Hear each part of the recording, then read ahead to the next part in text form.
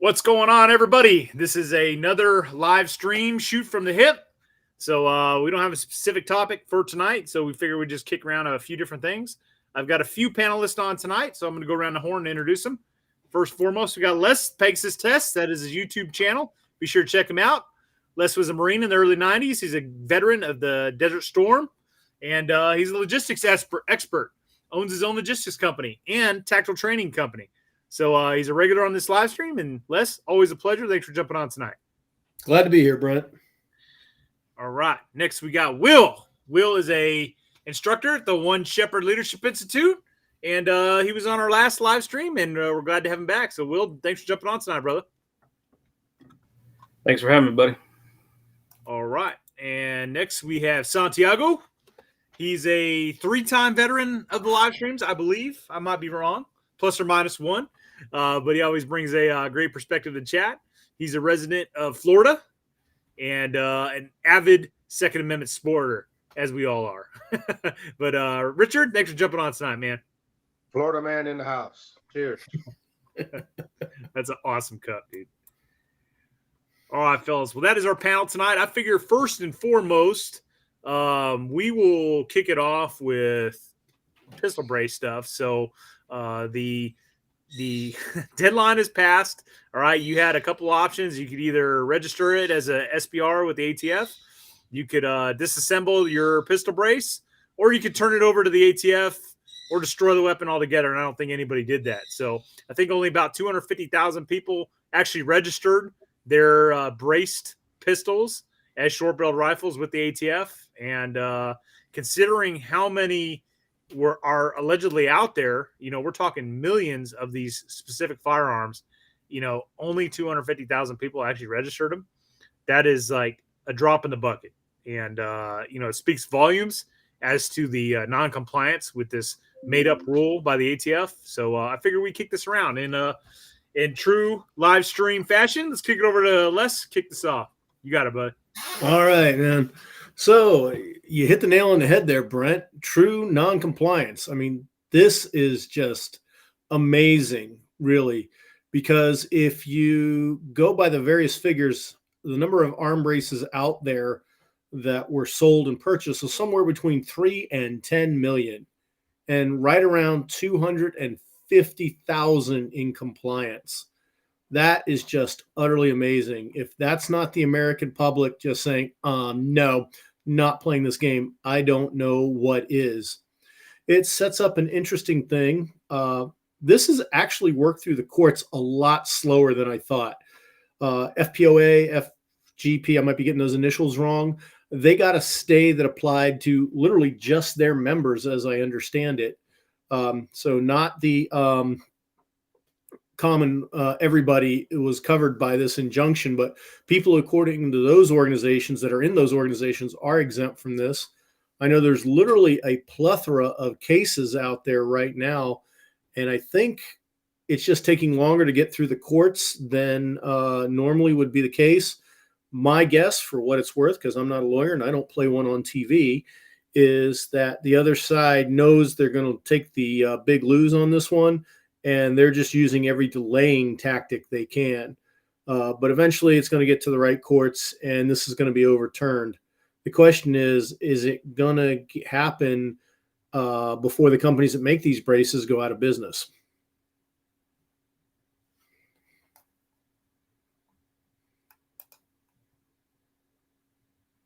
You're on mute, brother. There you go. Technical difficulties. Yeah, Les, I couldn't see a bigger amount of middle fingers thrown up at the ATF here on this brace rule. Seeing how sometimes that's maybe what it will come down to is just mass people saying, enough is enough. This is bullshit.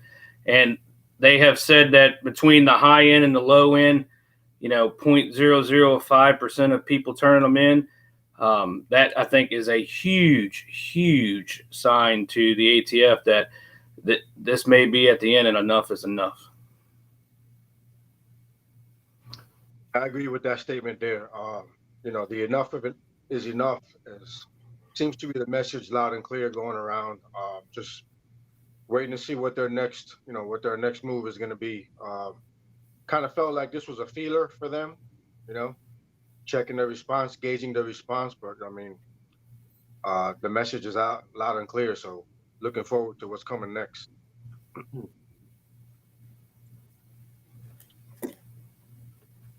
Yeah, I mean, let's not forget like who's behind all this, right? And we've seen this before. When former President Trump wanted to ban bump stocks, like he did so through the ATF, and essentially this is the same blueprint, right? So this came from the Biden administration, where they were like, their ATF's just carrying the water for the current administration, and they probably know that it's most likely going to get struck down in the courts. Just because it's in common use. There's so many of them, right? Just like the AR-15 itself, there's so many pistols out there with braces now. Millions and millions of people own these things. And you can't just, with a stroke of a pen, make those people criminals overnight for something that essentially is just a cosmetic feature, right? It doesn't increase its effectiveness. It doesn't make the barrel, shoot the bullet any faster or anything like that. It literally is just an accessory, and that's all it is. It doesn't do anything for the functionality of the weapon. Yeah, everything they're claiming that it is, it's blatantly obvious that it's not, But no. Well, I seen that on an article not too long ago that they were talking about Biden going up and speaking up north in Connecticut. I think it was the Safer Communities Summit or something up there, and he was talking about guns and gun violence. And according to him, if you put a pistol brace on a pistol, it changes the caliber of the firearm. That came out of his lips. So I know you. God save the Queen. Right. Yeah. God save the Queen. So, something that goes, a piece of plastic that goes on the rear of the weapon in the buttstock area, all of a sudden changes it from a 9mm, I guess, to a 50 cal. And, all he needs is his shotguns to walk outside and shoot up in the air. Did you see, I think it was Sheila Jackson Lee up there, and she had like a chart, and it was, she's trying to like talk about pistol braces, and she's just all over the board, and none of it was coherent or none of it made sense whatsoever. But it's just so funny that these people that are, so unprepared and know so little about these things can get out there and get up there and start talking about them. All of them are. Every time they do that, every time they got a chart or they want to speak about it, about how, evil these things are, whatever case they're trying to make. Every gun owner who owns a gun or knows a little bit about guns just sees how idiotic they are and how they think and how, they're just blatantly trying to fool the uninformed, but it's just too idiotic. It's way too idiotic, and they make a joke of themselves, And like I said last time on the stream, that when we were talking about President Trump and the bump stock ban and how few or a small percentage of the population actually had a bump stock or knew what the hell a bump stock did. And again, I thought I was pretty up on the gun game, but I really didn't know too much about the bump stock. But I tell you what, there is a tons of people that have these pistol brace weapons, and whether you agree that it's a SBR or not and the length and all, clearly for 10 years, the ATF said, look, it is what it is. You guys got us. You can keep doing it. And, people were just going out there and they were buying them up. And it's still such a small percentage of the people that are committing crimes with these damn things. Yes, we're seeing shootings on TV that they may have a AR pistol or an AK style pistol that they've used in a crime. But the vast, vast majority of people that are committing firearm crimes, it is not with a damn rifle. All right, that's the one that, like we said last time, the bugaboo that everybody jumps out there and talks about. But pistols. And back in the day when they made these SBRs illegal, is back in the old roaring 30s, there wasn't a huge thing of pistols, different calibers and everything you can have now. So once again, hiding and going out there and committing crimes. Not a lot of dudes are using those damn rifles or pistols. Hey, real quick, I saw in the comments, my friend Sergeant Major Archibald retired is on. Sergeant Major Archibald, go back to that 2003 Iraq invasion video we did a few months back. You have a Marine that was one of your recruits like 30 years ago. He's trying to get in touch with you. So you can go down there. You'll see the comment. And just wanted to pass the word. I was meaning to send you an email on that. So anyways, carry on, gents. Hey, and it can be a long time. I seen one of my DIs out in town in the real world and goddamn locked my body up. So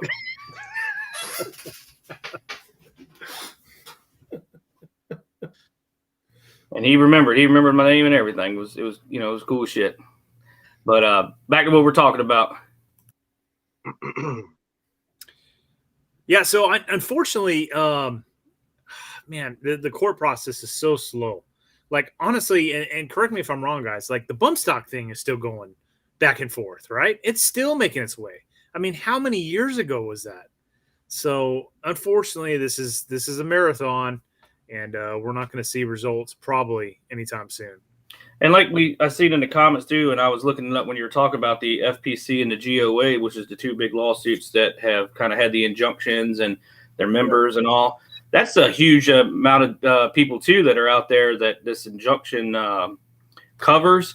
And of course, I know the state of Texas tried to say, "Hey, does it count for all of us?" And and it's just such a damn murky. Thank God that I'm not a federal agent that's going to have to worry about tackling this freaking shit show here, because unfortunately, there's going to be dudes that are going to get locked up, though, or they're just going to say, you know what, I'm going to throw a middle finger up there. I'm going to go, we're on YouTube right now. I'm going to go on YouTube and I'm going to freaking continue to make my videos or shoot my weapons and talk about it. And again, you can legally have these items. You just got to pay that tax and whatnot. But like you said, it was only 200 and some thousand people that went ahead and got that free stamp. And I know there's some states that say if you even have a stamp, you can't have the weapon anyway. It's an SBR, things like that. So I think they can see the writing on the wall. Like you said, Brent, it's going to take a little while. I'm hoping it's going to be sooner than later with maybe getting a nationwide injunction, and then they can do the slow through the courts. But I think that's what most of everybody has been counting on, is that nationwide.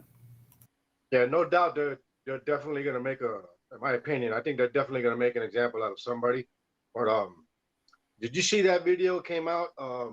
Some agents with the local PD, they went to a local gun store and they confiscated a shit ton of 4473s and shit like that. So that might be the example that they're trying to make. But I mean, they showed up in force from what I understand. I mean, they were kitted out ATF agents, kitted out local PD. IRS too, I believe, right? The IRS, I believe also, yeah. So, which, I mean, is crazy. Like when I think IRS, I think like some freaking pocket pencil fucking dweeb in a cubicle, right? Auditing people. The alleged infraction is something tax related. So why they confiscated 4473? That's how they're getting their foot in the door, is with that. I mean, they couldn't get Capone, right? But they ended up getting his ass on a tax bill. But so, yeah, they're just using that to get themselves in the door. And once they're in the door, they're bringing in all their fellow guys who are on the task force or something like that. But 4473s have zero information about money, zero about your, financial transactions at all. I mean, it proves you have what's now considered an SBR that you didn't pay your tax stamp on. That's what it proves. Well, so it is about money. Well, there's one angle, I guess. Yeah, because think about it. You fill out your 4473. You don't fill it out, the section where the weapon is, but the dealer does. And he puts down that, you got an AR pistol from PSA 5 years ago when it was perfectly okay. That 4473 is there forever, and they sit there, they go through it and they go, oh, you do have one. And then they go to Mr. Smith, and Mr. Smith, do you know on April 17th, 2018, you bought an AR pistol from PSA with an SBA 3 brace on it? Where is it? Yeah, well, that's your legal registry right there. And if people were watching the news when the ATF director, Steve, was it Dellenbach or something, when he was talking to Congress and said, hey, all you got to do is take the brace off and put it in your dang on safe and don't have it on there. And then they come to said that was not the case. Yeah, there is a lot of information on a 4473. Remember, Colonel Bella went looking for those things when he showed up. Well, no doubt the information is there for the ATF to use, but I mean, if the alleged infraction and reason why they were, visiting this local gun store was tax related, I mean, why the ATF snatching up the 4473s? Hey, if you didn't, even there to begin with, the if you IRS. didn't, sorry, I cut you off, Santiago. Oh, that's it. I mean, just curious as to why they were even there. If it's an IRS issue, IRS agents can show up.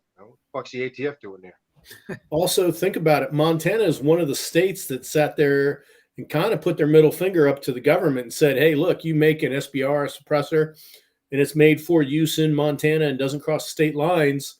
You don't have any jurisdiction, ATF. ATF is kind of going, yeah, we do. It's a big dick measuring contest is what it is.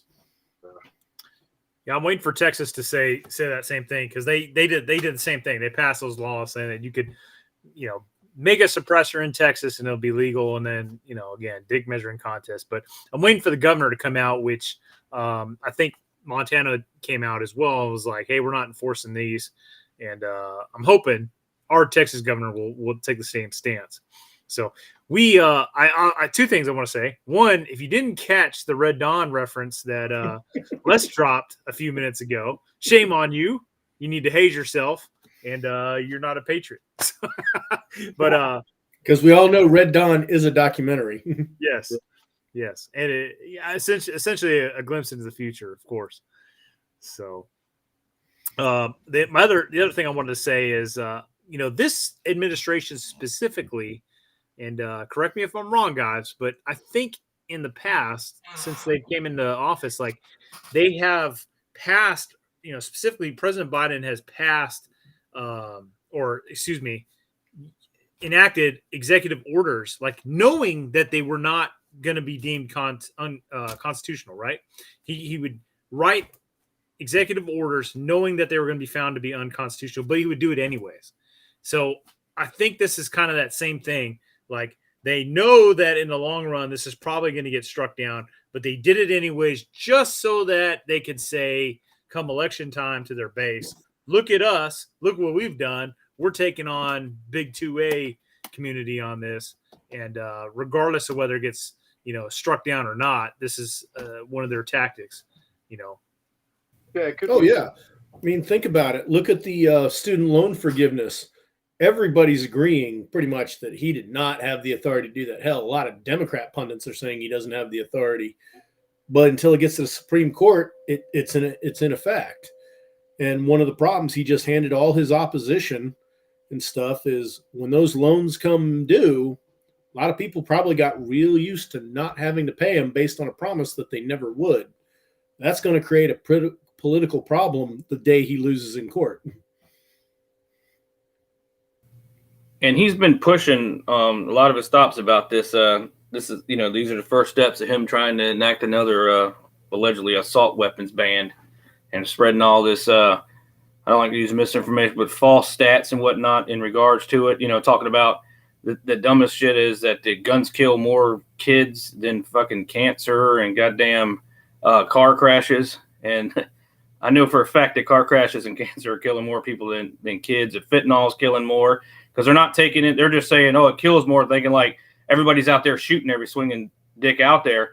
But it's not like that. When you take away the suicides and things of that nature, that's what kills more people than anything with a firearm is that. It's not dudes running into schools, and it's not dudes, people running into freaking businesses and robbing them and shit and getting blasted, So they're out there just pushing this agenda, pushing this shit. It's getting close to another election. They want to say, see, look, regardless, we're trying to do what we said we were going to do, whether, playing that dirty ass game. Well, another thing we need to mention is like, the narrative, right? So it's like the Allen shooting. The Allen shooting took place not too far from where I actually live, and I think what was there like 5 killed in that, but the shooter was, even though he was Hispanic, allegedly he was a white supremacist, but he used an AR-15, right? So he kills like I believe is 5, and shame on me if that's not the number, but he kills 5 people.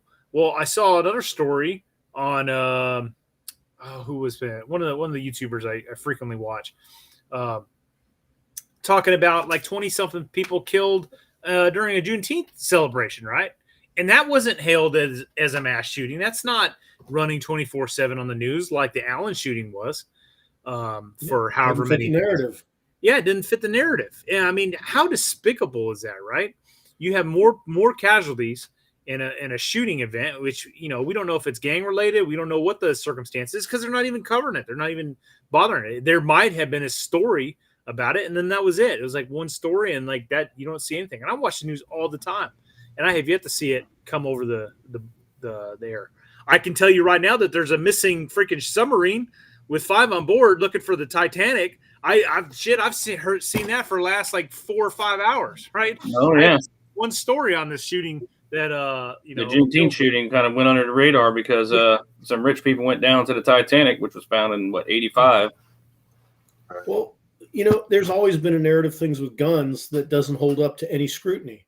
Like the thing, remember in the 90s when like all the gun violence in New York City was coming from guns coming from Virginia, you know, and the thing they touted was 30,000 guns a month end up in New York from Virginia. First of all, take a look at that number, 30,000. That would be a significant production run.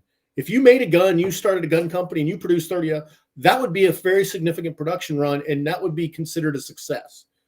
30,000 guns a month. And they said they were coming out of the Southern Virginia. Okay, anything south of Richmond, not that populated. 30,000 guns would get on a radar in a heartbeat. That many straw purchases. I mean, if you apply any common sense to it, the narrative falls apart. And it's the same thing with what's going on now. You know, they go, ooh, it's a pistol. And the average Joe public who doesn't understand the difference between an AR pistol and a Glock 17 thinks, oh my God, they have these high caliber pistols and they're hiding them under their coats. Like, okay, anybody who's ever seen a stocked AR, you're not hiding the damn thing. You know, it just doesn't stand any test of common sense. But the journalists have their own narrative, and they're not going to apply that test because it doesn't fit their narrative. And the FBI says that only 7% of freaking homicides and all the homicides have ever been killed by every type of rifle. And they ain't got shit to do with the AR. Every type of hunting rifle, you know, yes, 5.56 or 7.62, but your grandpa's 308, 30-06, 30-30, only 7%. That's a shit ton more out there that's being killed by other calibers mainly are just pistols. But they know they're not going to get those pistols. They're not going to get those. So they got to go again, like we said, for the big bad bugaboo. And I even love when they say, when they're showing styles of weapons that have walnut stocks and, you know, old hand guards and they're same caliber as, you know, a 5.56, and they're going down and they're showing they do the same ballistics. They have the same round goes in. But yet, because this one looks like something you see on Black Hawk Down or Call of Duty, it's, you know, it's ooh. Oh yeah, Mini 14, perfect example. The scary black gun. All right, what do we got? Ballistic Prepper, yes, the LBV 88 is still relevant. Yeah, so I used LBV 88 for years at One Shepherd. I found one, I think it was on Sportsman's Guide, which, if you guys don't know, I'm a Sportsman's Guide whore. I buy a lot of stuff. No, you really? But I found one on there years ago, and I started wearing it for One Shepherd. And the reason for it, when I first started going to One Shepherd, I was just wearing old school 782 freaking deuce gear, man, house equipment. And you know, and it works, but, you know, because I have to film and those other, you know, documenting and stuff, like I needed to carry extra shit. So when I saw the LBV 88, I was like, you know, if I wear that LBV 88, my magazines will be on my chest, and I'll still have all that capacity on the Alice belt around my waist. So that's how I ended up going to that. And I used it that whole time for many years, served me well, fantastic rig.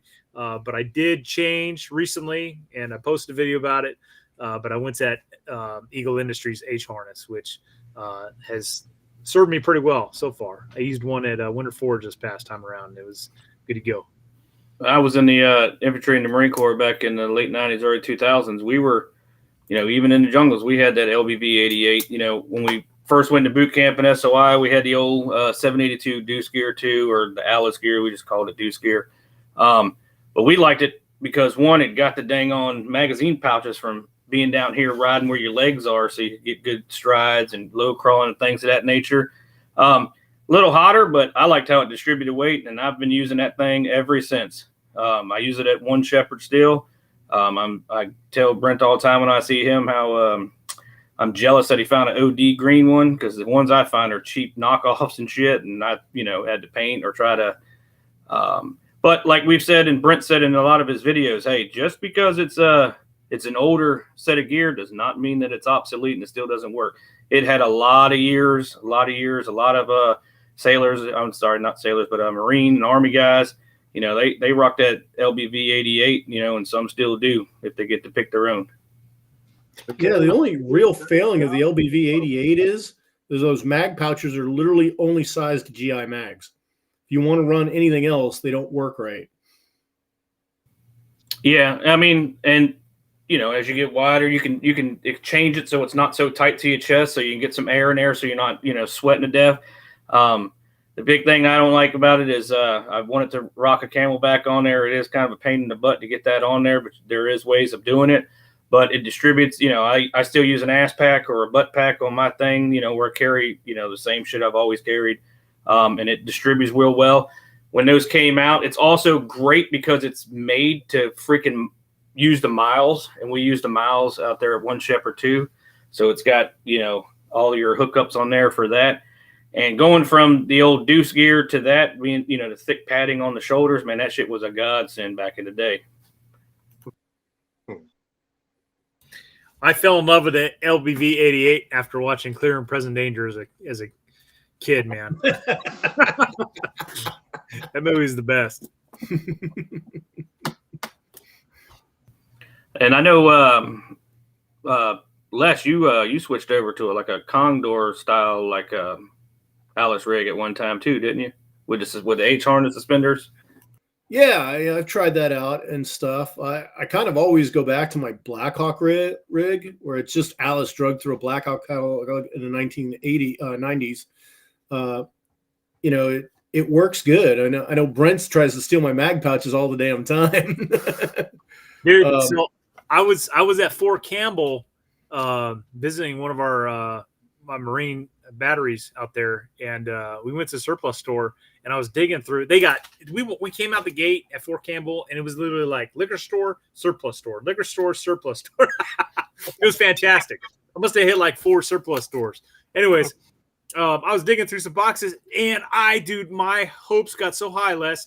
I saw a pouch, and I thought it was that mag pouch that you have.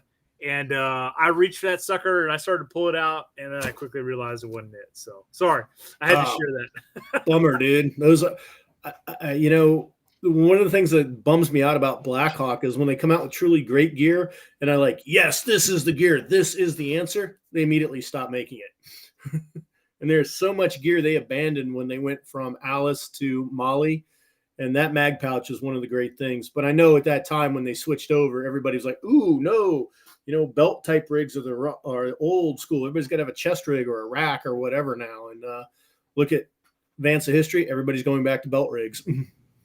Yeah, I've seen that lately. A lot of little videos that guys are going back to the old style suspender, H harness, and belt rigs and all. And, so everything's not so, up on your chest. I even tried when I first went about the One Shepherd, started using like a truss rig style or a flick vest and all.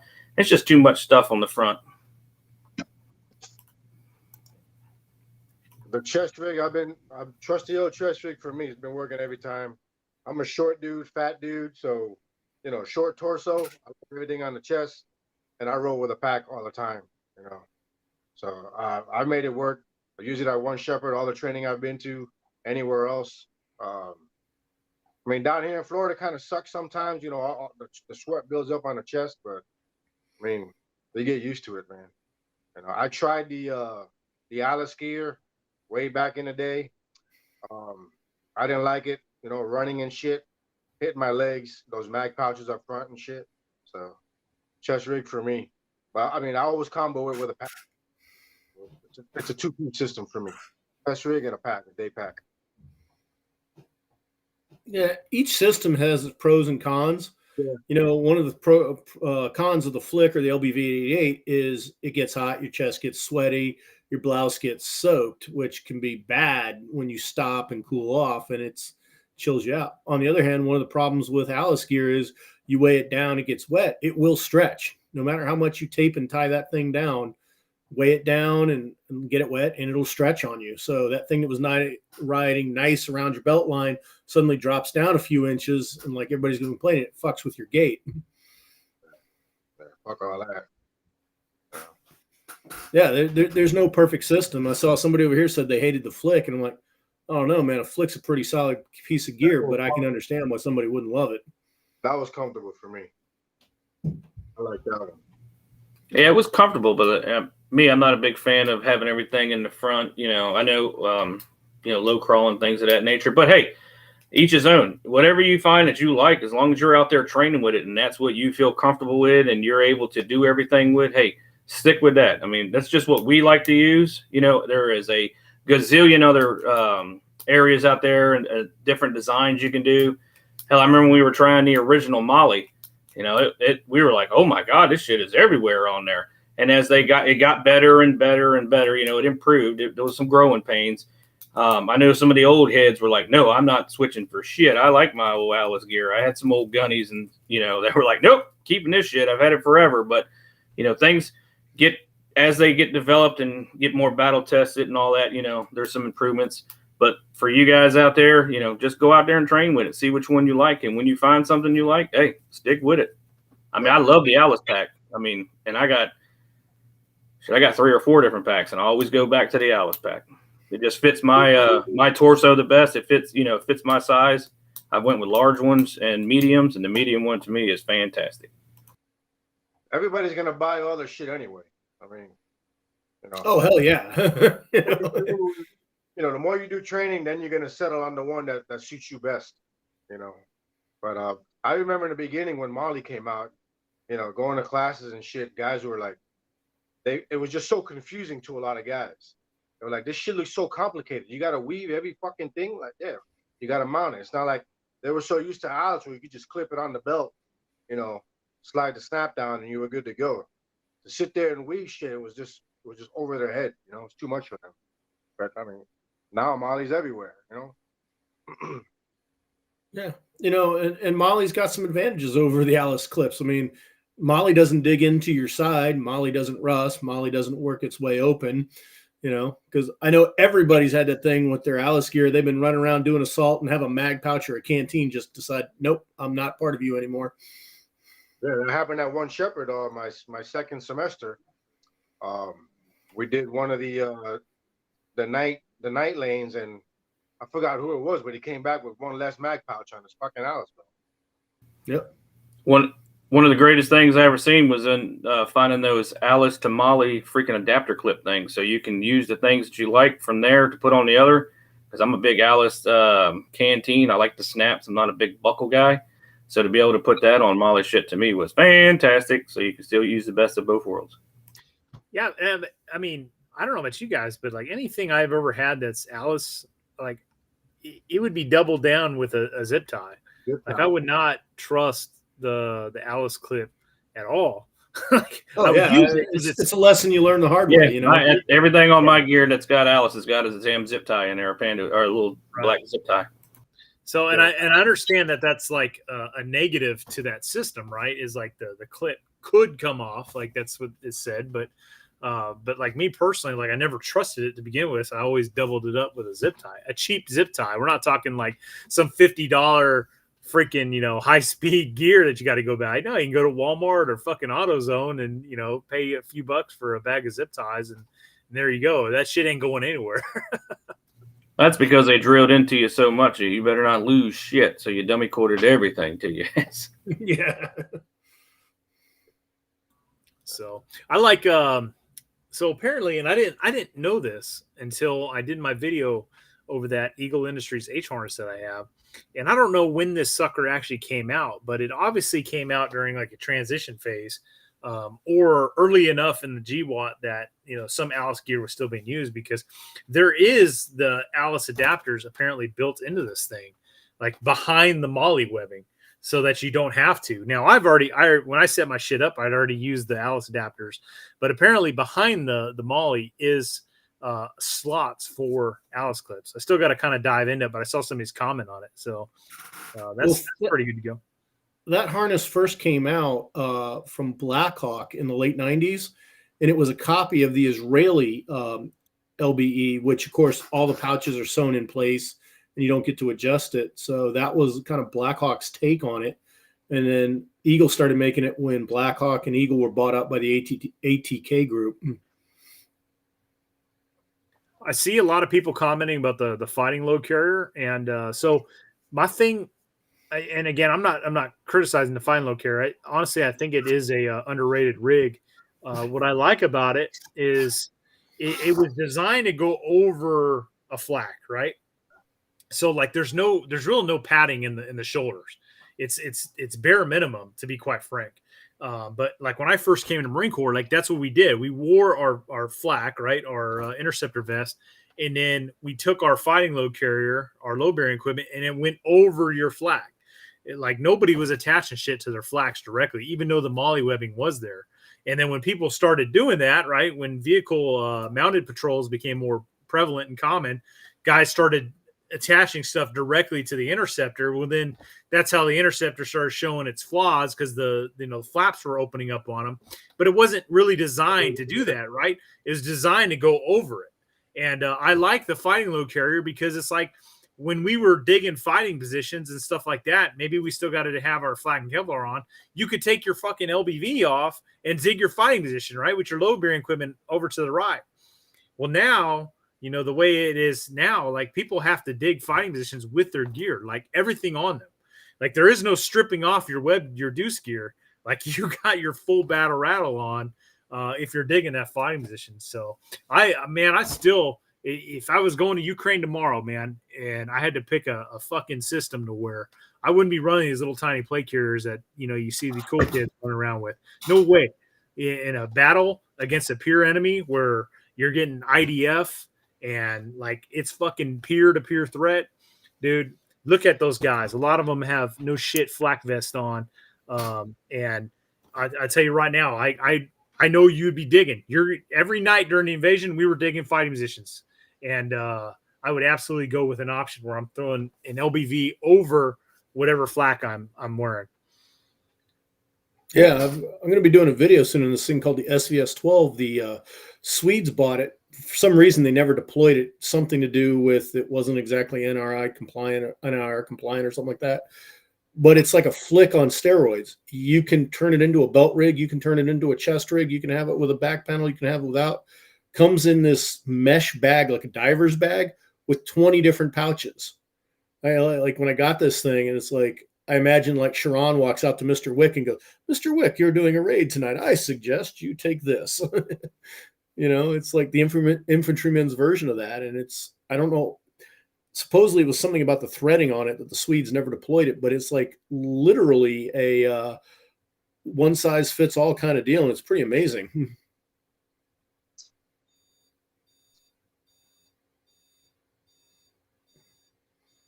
I can see why they would say that in the Ukraine, simply because artillery fragments are back to being a bigger killer than bullets. Yeah, I mean, I can't confirm that, but I mean, it makes sense. Look at the fighting there. You're in trenches. It's generally open, right? They're getting pounded with indirect fire. Like these little plate carriers that you keep seeing on YouTube. I'm sorry. I even our current issue Marine Corps flak, like they ditched so much. If I had one next to me, I'd show you guys. Like we don't have collars anymore. You used to have a collar. Every flak I've ever had coming in the Marine Corps in the early days, like he's put up. You had neck protection, like you had groin protection, like all that stuff's gone. Like they stripped all of that. And I'm not saying, because obviously we're trading protection for mobility, and there's a happy medium somewhere in there. But when you're in a fucking fight like that, trench to trench, getting pounded by artillery and mortars and rockets and everything else, like you start to look back at flak systems and some of the shit that people are okay. So again, I'm ranting right now. I've had people literally comment on a lot of the videos I've done where I'm just wearing deuce gear, right? And they'll be like, "Where's your plate carrier? I would never step foot anywhere without any armor, blah, blah, blah, blah, this, that, and the other." And they just go on and on and on about body armor, right? And then you see what they're talking about, and it's literally just a plate carrier. They got a fucking sappy plate in the front and a sappy plate in the back. What about the rest of your torso, dude?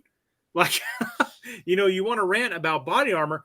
That stuff's not going to provide you jack shit for protection against indirect fire. So don't rant against, us when we're preaching about, like going on mission specific scenarios, like reconnaissance missions where, wearing body armor would be a detriment to the mission because it's slowing you down. You're increasing your chances of becoming a heat cat and stuff like that. And therefore mission failure.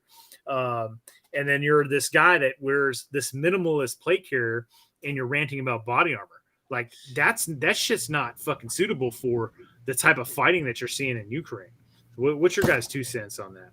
When we would be in the Southeast Asia jungles and whatnot, we would carry our flag, but that bitch would be on the top of that pack, and we was always rocking just our damn deuce gear or at the time LBVs or whatever, because like you said, that shit is fucking hot. And if you're in the jungles and you're fucking fighting already just your terrain and the elements themselves and getting the fucking worrying about heat catting and trying to fucking conserve your water and drinking, yes, we carry it because you want that for if you're digging in and you're taking indirect fire or mortars or something, you want that.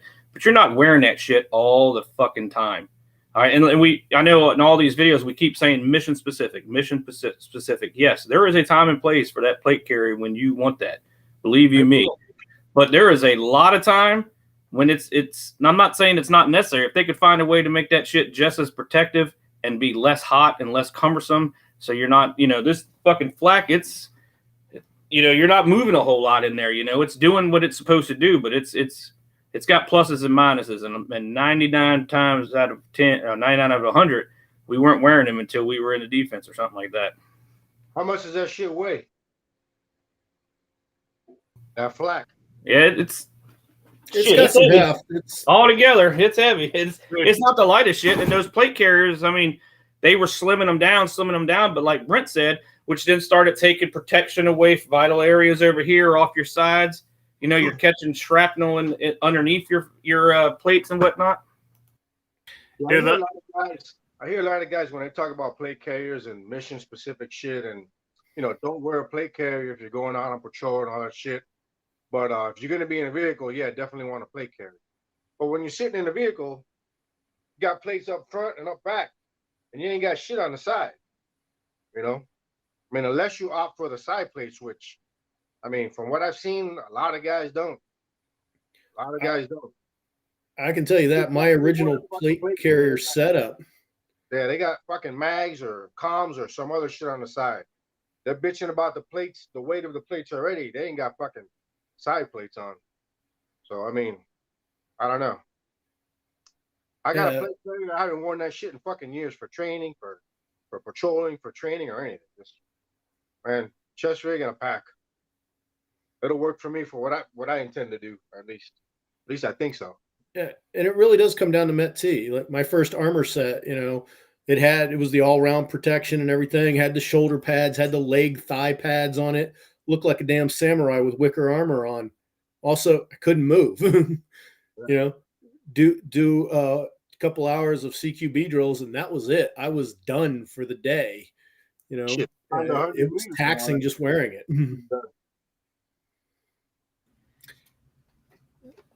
Yeah, so again, mission specific, right? So it's like if I'm looking at a mission, let's think something that everybody knows, right? Lone Survivor, that movie. If you're going to do that movie or that mission and that from that movie, right, which is based on real events, what would you go with? Just deuce gear. You're climbing up mountains to establish an OP on a village down in the valley. Why in God's green earth would you want to be weighed down with body armor for that specific mission when you're setting up an OP? Your mission is not to get detected, right? We know how this all unfolded, but the risk of going down as like a heat casualty or not even making it there and mission failure just because you're just weighed down with shit, right? Think about all the gear they had: huge rucks, a bunch of surveillance equipment, night vision, spotting scopes, radios, all that stuff. Yeah, that's what I think when I think like, hey, what kind of mission are you going slick, right? You're just going to wear your deuce gear, and which is already loaded down, right? You're talking all your magazines, frags, all that stuff. But then you look at something like, hey, frontline combat in Ukraine, trench to trench. IDF is a significant and real threat. Might even have a drone overhead dropping a fucking hand grenade on your ass, right? What do you want there? Oh, I want a goddamn flattened Kevlar, right? Oh, and by the way, with sappy plates, right? So do I want to be a freaking tactical turtle where I can't move? No. And, but I think about like how I was outfitted during the 2003 Iraq invasion. And I'm just using this system as an example. I'm not saying this is the one I'm standing behind 100%, but like the interceptor vest covered my whole entire torso. It had neck protection, right? Groin if you wanted it, even throat if you wanted it. And then I had sappy plates in the front and back. Later on, they would come out with additions where you had side sappies, but and then our fighting load carrier would go over that, right? And to me, like that's the kind of setup I'd want if I was in a near peer threat, fighting in the type of conditions in Ukraine. Now, with that said, if you were trench to trench and you're coming up with a reconnaissance element to send down range to check out the enemy's other side, right? I probably would strip that body armor, right? So that I could move fast and quietly. So. Oh yeah, without a doubt. I was just over in Slovenia recently pulling our tacticals match, and this came up as a topic that night, and it was interesting. And there's a group of about a dozen YouTubers and stuff, about half and half of prior service and half were not. And it was amazing. Anybody had any military background was like recon mission? No armor whatsoever. That the plate carriers that most of them were wearing at the match, to make the armored requirement, they were like, I'll never take this into combat. They were all like, no. And, if I had this, I want to make sure I was wrap myself in an armored vehicle too.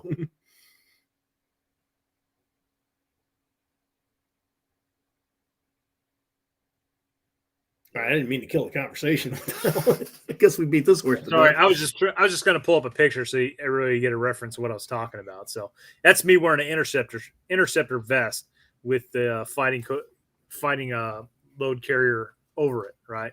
So I would say like that's minimal, minimal protection on what you would want in a Ukraine conflict type scenario. Granted, not going on reconnaissance missions or stuff like that. I'm just saying your average grunt manning that trench, fighting, exchanging blows with the enemy. And that's consistent with what we've seen in a lot of the trenches. Like that video that was out a couple months ago where the one dude's handing his buddy all the weapons and they're fighting off. That's how they were dressed. Yeah, because most of those videos you're seeing out there is indirect fire coming in, freaking dropping goddamn mortars in from freaking drones or freaking artillery or something like that. So, I mean, going backwards, and again, trench warfare, digging holes, it's definitely showing that it's still in today's battlefield. Something you got to keep up. Dude, so many people thought that was going to be a cakewalk for Russia. So many people thought that Russia was just going to walk right through Ukraine and that shit was going to be over with like in 2 weeks. They're still scrapping out of it. Well, we're on day 400 and something of the 10-day special operation. Well, the flip side of that, so allegedly Ukraine's launching this massive offensive. The flip side of that is, we see a lot of propaganda coming in for it's pro-Ukrainian. You're not really seeing, some of the adverse right of that, right? Russia's doing decent job. Like obviously they dropped the ball and launching that invasion into Ukraine, and they got beat back, and good on the Ukrainians. But there's a lot of propaganda out there, guys. There's some video out there if you haven't seen it where there's like 4 or 5 Bradleys with like a Leopard tank disabled. Did you guys see that one? I seen that today where they were showing them all destroyed. It was something about maybe a minefield or some shit. Yeah, so I don't know the whole backstory, but I think it was something along the lines of like this column had pushed in and took casualties, hit mines. And they were essentially in an ambush, and other vehicles rolled up to try to extract casualties, and just turned into a massive kill zone of Ukrainian armor. Yeah, because I hope they sure as hell weren't traveling that damn close to each other. Yeah, I highly doubt that's the case. I mean, good Lord. But so regardless, obviously that's a huge loss, right? That's a significant loss of Ukrainian armor, and that video has just been circulated left and right. And I mean, that's modern combat, guys. I mean, the U.S. has given all these Bradleys and soon to be M1 Abrams, and other countries have given things like Leopard tanks. It's like fucking armor gets lost in wars like this. So, if you were expecting American armor to go over there and not get fucked up, I don't know what your expectations were. And you had a stream, I don't know, a year and a half ago where we talked about, our armor and, like the Marine Corps and their armor program and the Army and whatnot. That just goes to show that they're still using the shit out of it over there. It's still, it can be a turning tide, but it also, it has its pluses and minuses. Yeah. I got to all the infantry guys, there's supposed to be some infantry dudes too protecting them bitches. I got to throw this. The Israelis found out in '73 and stuff. If you don't have the infantry protecting your armor, you're just feeding it into a grinder. I want to throw this point out there, man. I was driving down. It's Fort Hood, but they renamed it to Fort Cavazos because Confederate generals are bad and everything needs to get rechanged now. So it's Fort Cavazos now. Driving through there are parking lots upon parking lots of fucking Bradleys and Abrams, and there are so much armor in the U.S. Army's inventory. You wouldn't think 1 second that any of that stuff has been sent over to Ukraine just by looking at that. So I'm just throwing it out there. Like, the Army's very big, in case you guys didn't know that. So there wasn't one like missed parking spot because a Bradley got sent to Ukraine. I wanted to tackle his comment. It's, it says helicopters will always win the day against tank fight. K-52 helicopters are eating up the armor. Yeah, but you have a multi-layered battle. Helicopters are awesome. I'm the most pro helicopter guy out there. But helicopters need a benign environment to operate in. All the man pads out there, all the AAA systems, yeah, they're getting some hits in. The enemy will get through to a certain extent. Helicopters have standoff range. Yes, they have all these things, but also the enemy starts putting some air up there, and helicopters all of a sudden don't have an environment to work in. I mean, much as I love the things, they do have vulnerabilities, and one of the things they need to operate effectively is air superiority. The Ukrainian Air Force, if it had gotten reinforcements by now with other Western fighter jets, could have the ability to make that airspace untenable for the Soviet Ka-52s. It's pretty. It doesn't speak well of the Russian Air Force, the fact that, one, the Ukrainian Air Force even exists today, and two, that they can't even establish local air superiority for an extended period of time. The reports are about Russian aviation not going anywhere forward of the FIBA, and that, they come, they make quick strikes, and then they're out of there. And it seems to be, if you believe the propaganda, and evidence seems to support it, that the Ukrainians, while they don't have any air superiority either, they seem to be able to keep the Russians from achieving it, which a year and so into this battle, with an Air Force that was already pretty antiquated to start with, the fact that they can do that and even still exist is just utterly amazing and quite a tribute to the Ukrainians. To say the least. So, and this is an example of the propaganda, right? So, like, that guy's comment says, like, oh, Russian Ka-50s are, having heydays with American or any NATO donated armor over there. I just saw an article like 2 days ago talking about, like, the future of attack helicopters is in jeopardy because in Ukraine, what you just talked about, Les, with man pads, and it's just completely, utterly dangerous for them to operate past the FIBA, right? So, it's just, it depends on what you're seeing, what's your news source, and what the flavor is of the hour, I guess. Yeah. And I would probably be willing to say that those K-52s that scored their hits probably had the following things going in their behavior. One, the Russians got some intel that some of the Leopards were going to be in this area. Those Leopards would be a high priority target to the Russians. They were probably willing to take some casualties. The report doesn't tell you how many K-52s they sent versus how many got into firing position and were able to launch a missile. And did Russian aviation provide them top cover? Did the Ukrainians respond to it with what limited assets they have? There's a whole lot of unanswered questions there. And as we all know, just from our one Shepherd experience alone, sometimes you can walk into an ambush. You flat out can. You can do everything right. You can have the best equipment. If the other guy's in the right place at the right time, you're screwed. Yeah. How does the war in Ukraine end? Death of Putin. I mean, I don't know. I don't know, because the Russians are playing the long game now.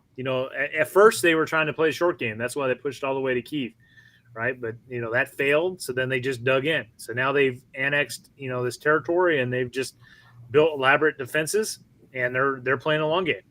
So in Ukraine's side, it's like, I would equate it to the U.S. Let's say Mexico took over Texas, New Mexico, and Arizona, and they're like, nope, these states self-identify as being Mexicans, and we're not going anywhere, right? So as Americans, we'd be like, fuck you, you're not keeping those places, we're coming.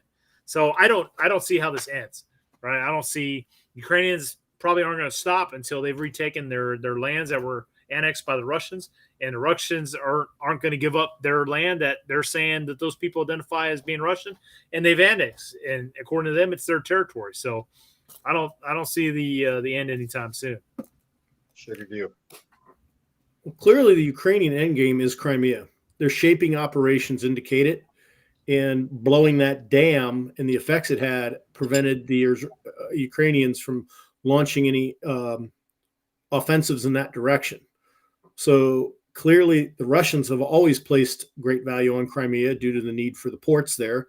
The Ukrainians want it back because it used to be theirs. They honestly, if you look at the map, the fighting, the further north you go, the less the fighting is. It's concentrating in that southern area of that region, and it's like the Russians want Crimea, and the Ukrainians are desperately trying to take it back. That's their end game.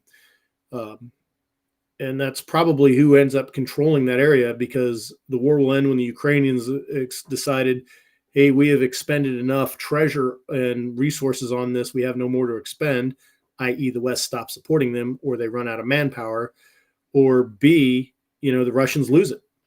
I think if the Russians lose Crimea, the war is effectively going to be over. Well, so on that note, Les, though, how can you say for sure that the Russians are the ones that blew it up? Because I think I was watching Tucker the other night, and he was suggesting that the Ukrainians had blown it up. And I'm looking at the B93's comment here. It says Crimea no longer has good water supply, and water is life. So I mean, the Ukrainians are perfectly capable of it, whether it be a HIMARS strike or some sort of other sabotage or something like that. Like if you're cutting off water supply to a territory that you don't currently occupy, but you want to take back, like it doesn't sound like it's outside the realm of possibility that the Ukrainians were the ones that blew that up. Entirely possible. I mean, that was my whole scenario at the last one Shepherd thing. I blew the dam because enemy forces were too great. I'm saying the Russians, because right now they're getting the advantage out of it. The Ukrainian counteroffensive, the most telegraphed punch in history next to our invasion of Iraq, was heading in that direction. The shaping operations with that direction, blowing that dam, stopped it. It looks like the Russians get the early advantage out of it. So that's why I'm going at. Could the Ukrainians blow it? Yeah. I'm just not seeing the advantage they get out of blowing it.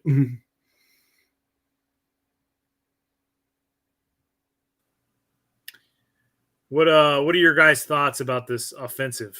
So I know some people that were like, they had some really high expectations of it, but it just seems like a very slow, methodical offensive. They may be still doing shaping operations. So it's not like they're coming out and saying, yep, it has officially begun and we're gonna fucking take over all that conquered territory and liberate it by X amount of days. Like, yeah, it's part of me doesn't understand it because clearly a lot of the promised Western equipment has not arrived yet. A lot also, their Air Force is just hanging on. Imagine what 100 airplanes could do. It would literally change the battle. And the possibility exists we could give those planes to them instantly. And training aside, because we could do one simple thing. Out in Nevada, there are two companies.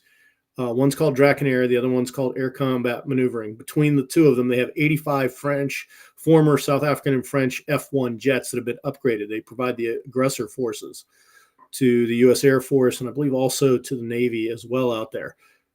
Now, those are probably some of the best trained pilots in the world, literally the modern day flying tigers. Imagine if you let them go to Ukraine and just give them the money to hire them. Ukraine gets jets and seasoned fighter pilots. Wow, are 85 planes like that not going to change the course of the battle? Because, the Russian Air Force, as it is now, can't even obliterate the Ukrainian Air Force, which was about 100 combat aircraft. So that would change the battle right there. Why they didn't wait till they could get some kind of air superiority? Why are we not giving them some kind of air superiority?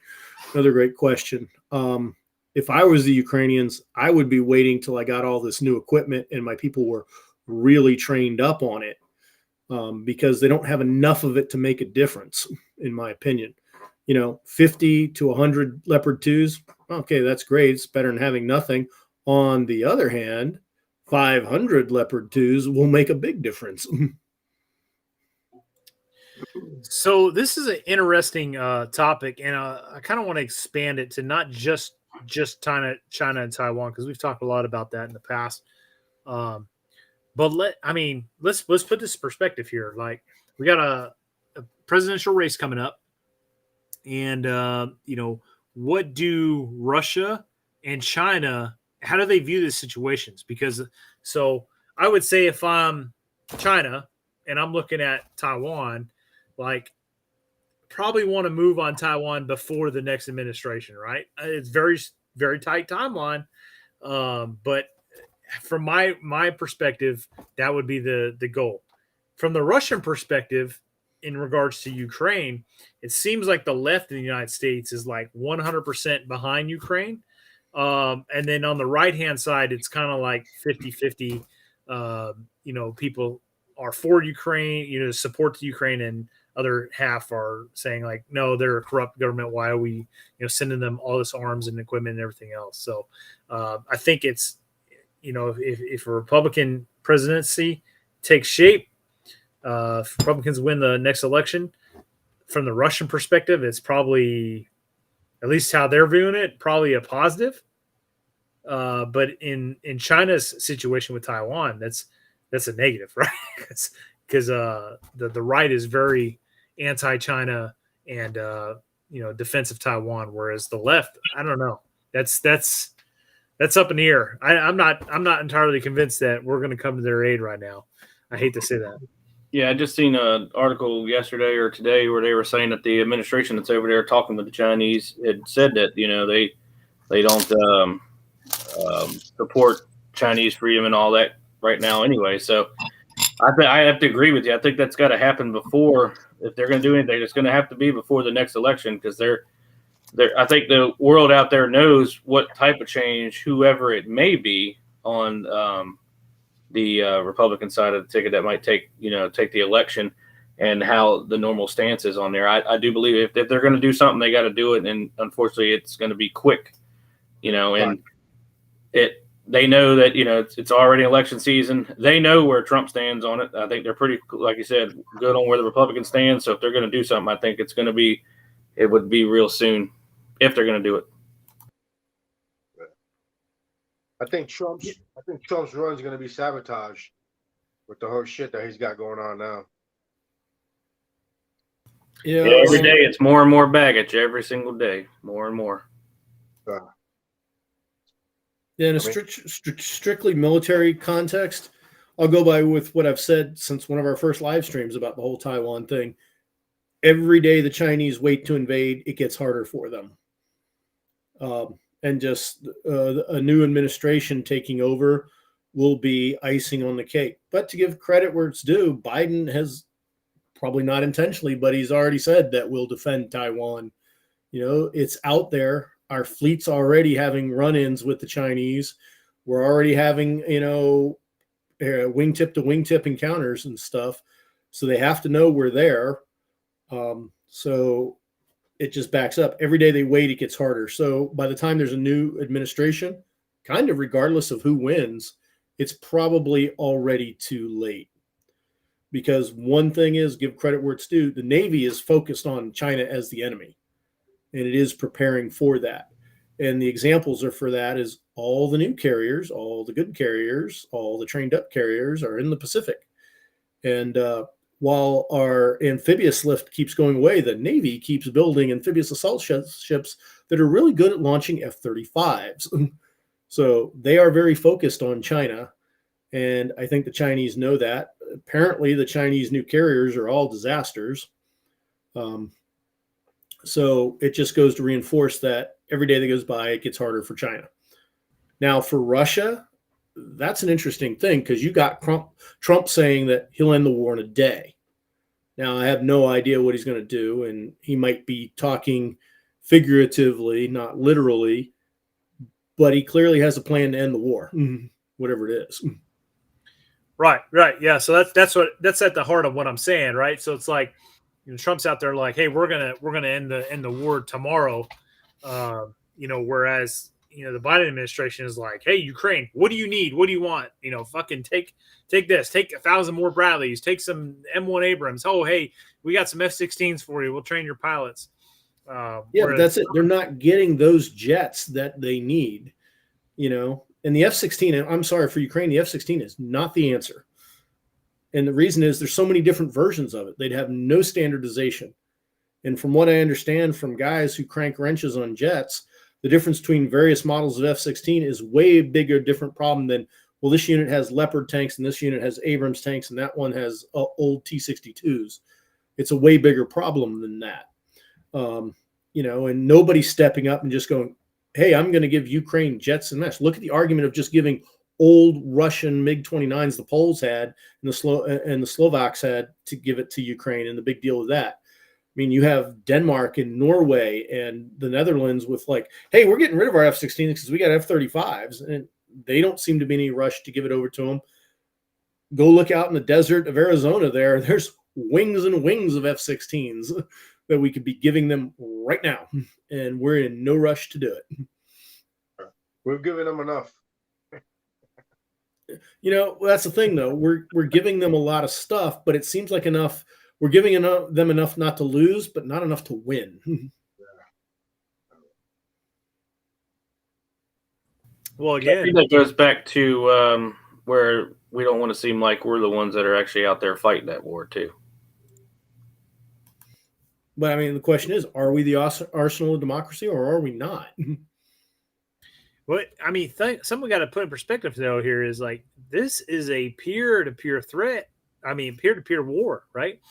You know, this is not a counterinsurgency, you know, because if it was a counterinsurgency, okay, we have plenty of experiences, you know, fighting counterinsurgencies, and they last decades. This is not a counterinsurgency. This is a peer-to-peer war. More so like peer to near peer, but I mean these aren't Desert Storm.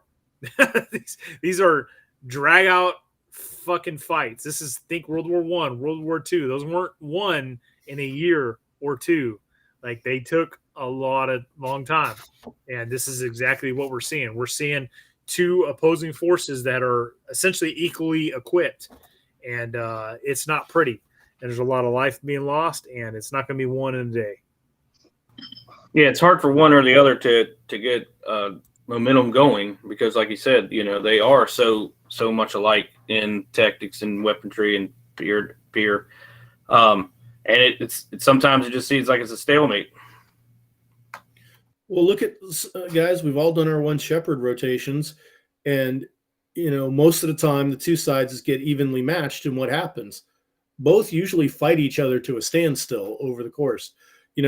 Yes, we've all seen catastrophic victory and we've seen just horrible defeats as well. But most of the part, we see people either fight themselves to a standstill, or at the end at the AAR, both sides can look at each other and go, I accomplished my objective. And the other guy goes, yeah, but so did I.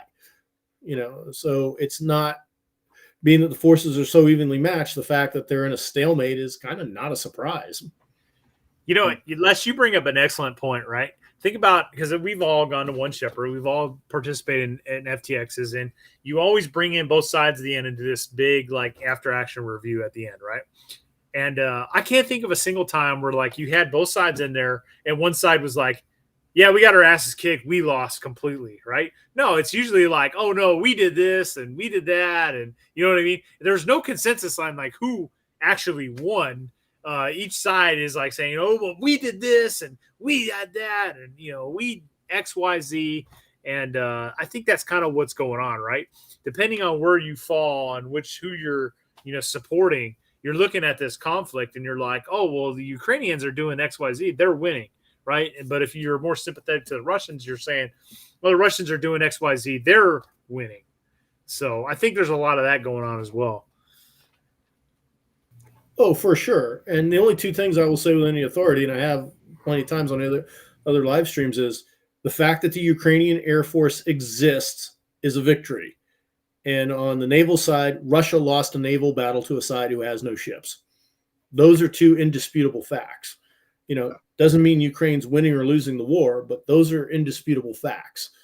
And also the Russians have suffered the only airborne operation failure since Market Garden. But none of those three things are changing the course of the war. Miscellaneous silliness says that Russia is not interested in shock and awe. They are deliberate and they're patient. Because they have to be. They're playing the long game. Like I was saying earlier, once that initial invasion failed, they transitioned into oh, this is our ground, we're holding it. Right? You guys can play offense. We're gonna. Probably not by design. It's probably their only option now. But let's look at the modern mechanized Soviet/Russian army, World War II and on. It's an army that moves under a blanket of artillery.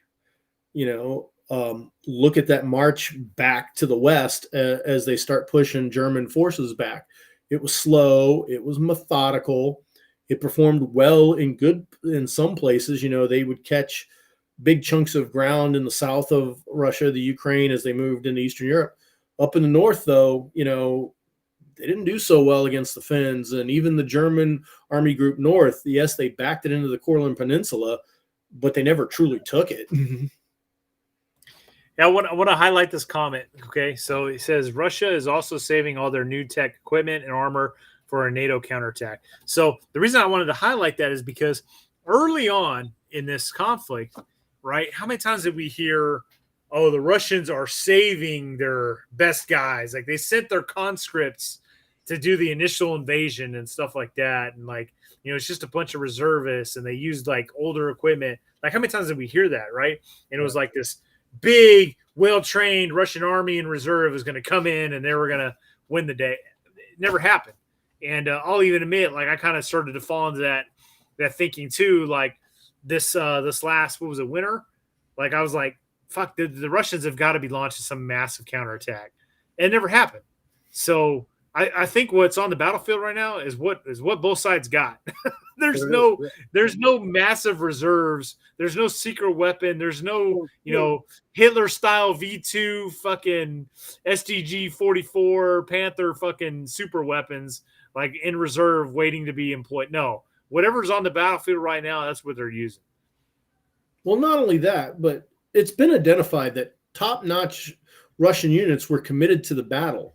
You're not going to take a top-notch unit and then say, oh, wait a second, leave your good shit behind and use this stuff from the reserve unit. It doesn't happen like that. It just doesn't. And that's hard to replace. Those forces are, and all that knowledge and all, it's a long time to replace all that. And they lost a shit ton in the beginning. And let's go back in history. What we know about Soviet production and Soviet logistics and everything. This whole thing, oh, well, they make the special export models aren't as good as the real ones. Nope. They make T-55s. They make a type of T-55s until they go, oh, well, we're going to put a slightly better sight on it. Now we make this T-55. Oh, we're going to put a better engine in it. We make this T-55. Oh, we're going to put a better cannon on it. We make this T-55 now. You know, they didn't suddenly say, no, make this T-55 crappy for Egypt. Make this T-55 even crappier for Angola. If they got crappy models in Egypt and Angola, it's because they got the old ones and stuff. And they kept the T-55 in production for 30 years. They didn't make special export-only models. That just didn't happen. Their system was not set up to do that. Yeah. Dude, fucking war. I think one of the bright lights, though, too, when we were talking earlier about the China and if they're going to invade, and I think they're also betting, like, look, they ain't going to have much help coming from the Russian side to help them because they got so much shit going on in the Ukraine, too. So that, you know, in the back of our minds, too, could be, you know, a blessing in disguise. I know Brent said earlier, too, that the sad thing is all this shit is playing out every single day, and every single day dudes on both sides are just fucking not going home. Yeah. I want to highlight an interesting point. Stokermatic, which welcome in the house, brother. He said that, hey, before this conflict, Russia was considered a near peer threat, and man, after this, I don't know. I don't know if you can consider them a near peer threat anymore. I mean, think about it. We're sending our like old equipment to Ukraine for them to use, like our old Bradleys or old tanks, old armor, all that stuff, all weapon systems. And the Ukrainians are holding their own, if not taking it to the Russian. And yeah, I believe the Russians are fighting the defensive battle, but like we're seeing significant gains by the Ukrainians as well. And for a country that's significantly smaller than them. So yeah, I don't think the Russians are essentially can be considered a near peer threat anymore. China, and I think that was, I think that was a big propaganda thing too for them to try to save face after it fell, after the Soviet Union fell and lost a bunch of territories, and they were trying to just say America was constantly innovating and developing new tech and upgrading and keep going. They were in a stalemate for a long time of not doing that, although they were we seemed like they were given a perception that they were, and I think now what propaganda, dude? They tried to invade Ukraine and they failed, bro. They couldn't even take over the fucking airport. And you saw their helicopters land, their paratroopers got off. Those guys didn't even have like NVGs and not PECs on their rifles. Like this cracks me up when I see comments like this. Yeah, dude. And they prepared before they stepped off too. I had a PEC 2 in 2003 going into Iraq. Their paratroopers didn't even have any PECs on their fucking rifles. And these were their frontline guys going into the capital of Ukraine. They didn't even have fucking knife fighting capabilities. What Kool-Aid am I drinking, dude? I'm just calling the shots as I see them. Yeah, I mean, the Hostabel operation was a failure.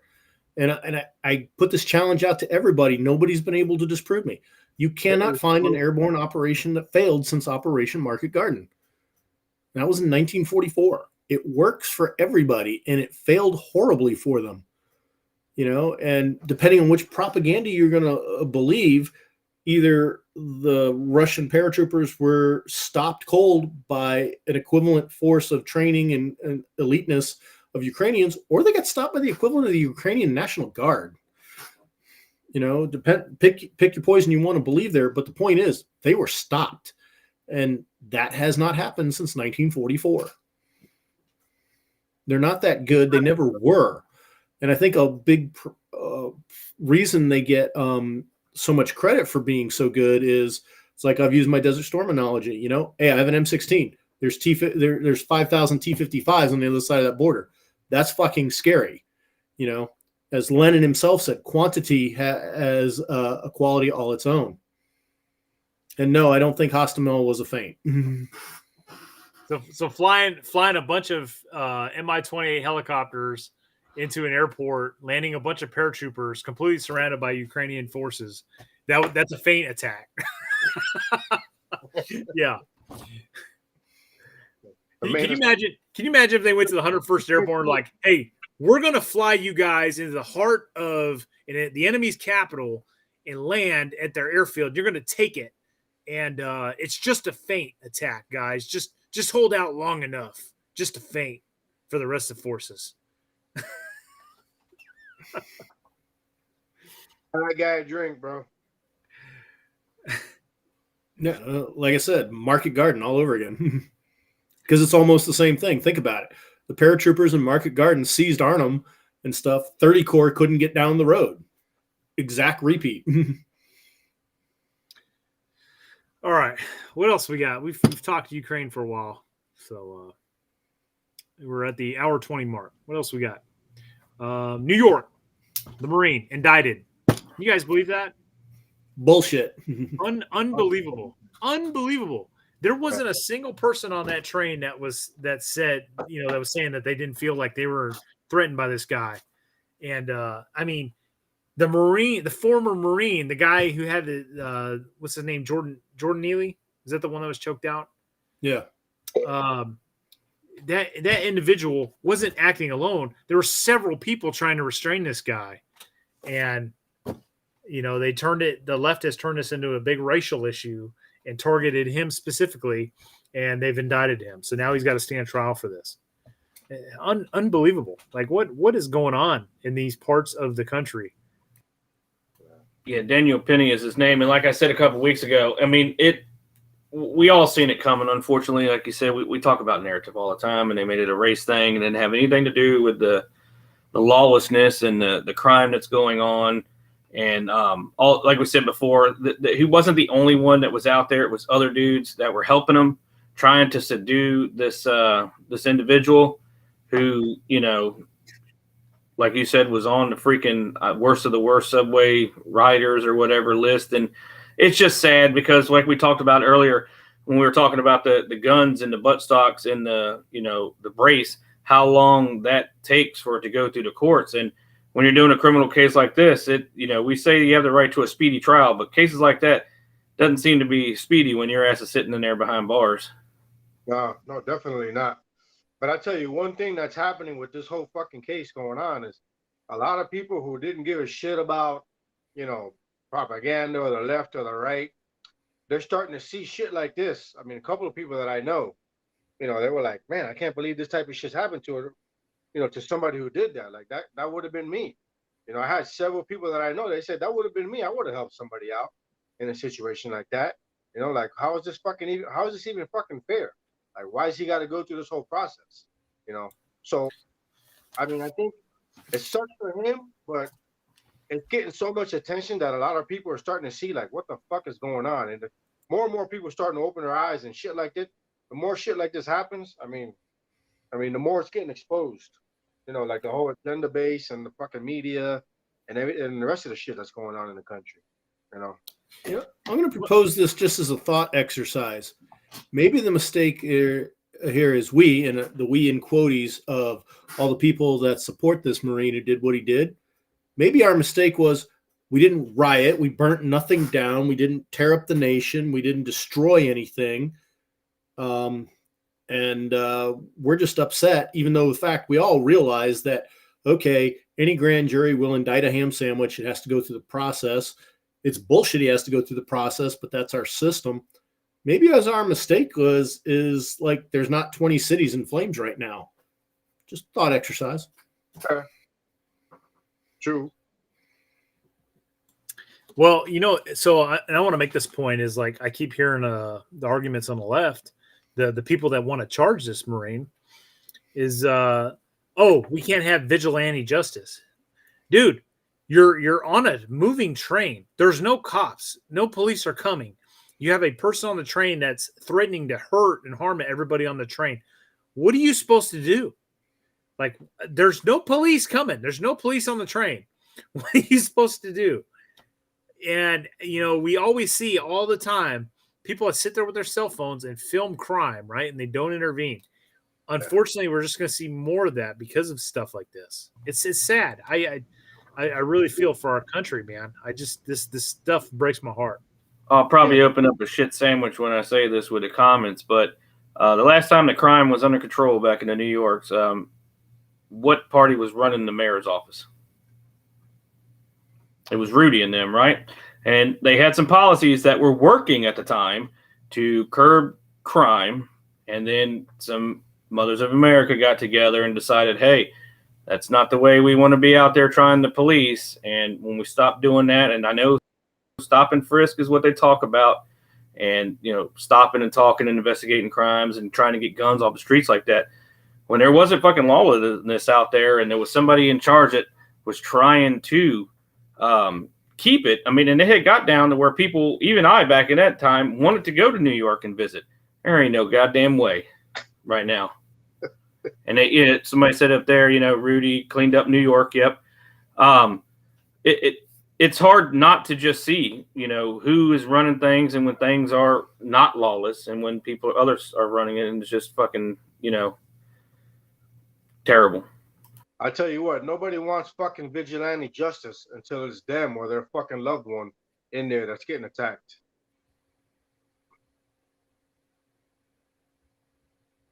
I just saw it was the anniversary the other day of that father whose kid was molested by child molester, and Very cliche.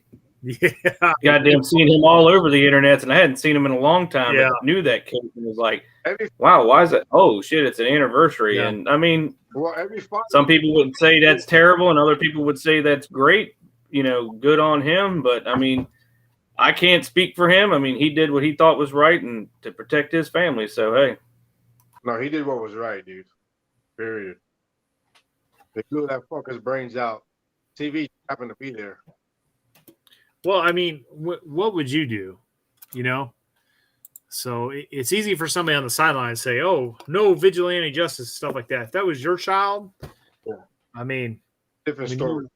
When you put it in that perspective, like, who of a father could sit there and say that they wouldn't have done the same exact thing? Yeah. So, don't take kindness for weakness. anyways, how do you guys see this trial playing out? Because, I mean, did you think he would be indicted? Yes, I thought he would be indicted. Yeah. I thought there was no doubt that he was going to be indicted, just like we knew just the people's names off the top, Kyle. We knew he was going to get indicted, even though there was video evidence out there and things out there. Unfortunately, they are going to make a statement and say, hey, we're doing what we can. It doesn't matter. We're going to put it to a grand jury. And then the politicians can take it off of them and say, hey, it was his peers that did it, just like they've been doing with the Trump thing. Hey, the prosecutor, I just brought it to him, but it was their peers that said that they were in the wrong. Not me. It was their peers. And then when they get there, now the grand jury is going to be different than the other jury that's actually going to try his ass. So they can stack the deck there just to get him in there. But at the end, I would like to be able to say that he's going to come through. Again, if they happen to speak to all the people that were on that subway who was telling them how things were going, I'm hoping that it will come out in his favor. Unfortunately, he's got to sit and sit out there and play the long game, as you said before, and it's going to suck for him. I hope that it works out for him, and in the long run, he's going to be taken care of. But until then, it's going to suck. Yeah, I mean, it's clear it shouldn't have happened. I mean, but it was New York. It was inevitable he was going to be charged. Will he be convicted? That's a harder one to say because a lot of people are getting fed up with it there, and especially, crime on the subway. This guy that Jordan Neely had like 44 previous arrests for doing this shit on the subway. He was a menace. There might just get enough good people to sit there and say, nah, bullshit. But I'm not going to bet on it. There was somebody else out there that was a menace too that they hold up and goddamn martyr him too. So, George Floyd. Let's remember the legal standard: proof beyond a reasonable doubt. Right? That defense is going to put up witness after witness of people saying that they feared for their life on that train. And I mean, all they have to do is convince one juror. So, but again, it's New York. And that's the sorry thing, right? So, yeah, there it is, right there. You said it there. It's New York, and then you don't know what's going to happen. Probably, if I had to make a prediction back against the wall, I'd probably say he loses initial case, wins on appeal. And there's more than one big high profile case right now in New York too, if I'm not mistaken. Yeah. I saw one the other day. There was another case just like this one where this is a black guy defended himself with a knife and killed the assailant, and that was going on, but it's not making the news cycle, right? Because it doesn't fit the narrative. So, have you guys heard this one? No. No, I haven't heard that one. I'll have to look into it. So if somebody in the comments knows what I'm talking about, please post so I can pull it up. But it sounded like, now again, I haven't dived into this, but it sounded like the same situation. There was a guy on the train that was, I don't know if he's a mental health consumer or not, but he was threatening a passenger, and a passenger had to defend himself, and he had a knife, and he defended himself with a knife, and they ended up charging the guy with carrying a freaking knife on the train, because apparently that's a bad no-no. Like, you're not allowed to carry weapons on the train whatsoever. But you know, remember way back in the 80s, they convicted Bernard Goetz.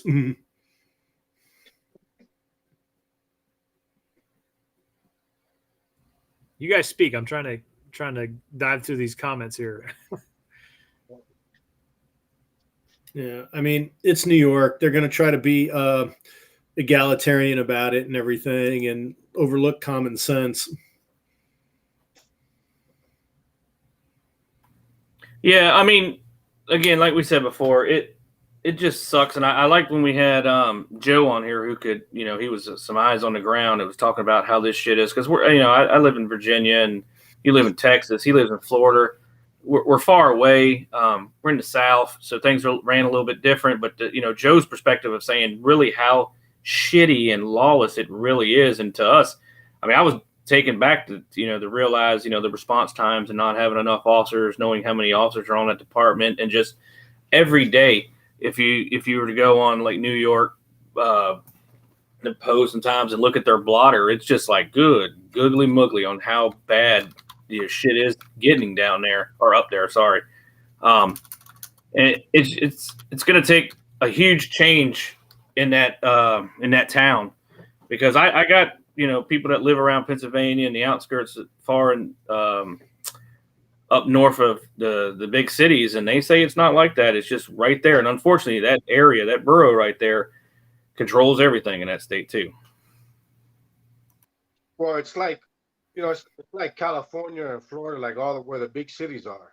I mean, some people are saying like California or even Florida, it's a red state, but down here, Miami or in the metropolitan area, a lot of blue, you know, so it swings the state. Same thing with California. All those areas, I mean, all those millions of people, that ain't a blue state. It's just blue cities, you know, and most of those cities are all fucked up. You know, we were in Boston last month. We went to catch a game, and we stayed in a hotel across the street from a fucking hospital. And all the fucking junkies, all the meth heads, they're all camped out right there next to the hospital, because they know when they OD, they're right there next to the fucking hospital, you know? And I mean, Boston's a big city. Yeah, they had their clean areas, but I mean, we saw fucking tents and homeless everywhere. And I mean, years ago, I didn't see that. You know, I grew up in Jersey. Fucking seeing that shit now. All the big cities I've gone to, there's tent cities everywhere. It's fucking ridiculous. Yeah, I mean, the worst part of it is New York, you know, where there's a lot of, I mean, I wouldn't say rural, but there's a lot of fucking, you know, big property, hunting grounds and all that shit. The cities where it's so congested, that's where everybody's at, and that's where it's most fucked up. You see where you know, Trump's been in the news a lot lately with all these lawsuits and whatnot, and you see where Newsom has been talking to sheriffs, talking about trying to bring charges against DeSantis. He met with some fucking It was a sheriff. some sheriff from another state. Yep, complaining about how they were sending migrants or illegals up into their states and whatnot. But isn't there a process to that? I read that there was a process that when they were going to send the migrants to anywhere, that had to be agreed to. I mean, I may be wrong. I don't know. But I mean, him saying that's making it sound like they did it spontaneously without warning anybody or some shit. I don't know. They just know that right now that's the big bugaboo on the Trump and have charges and having cases pending. They're just trying to, I think, derail everybody they can with frivolous lawsuits. Seems to be making him more popular, which is hilarious. So they got a game plan for everybody that's going to run.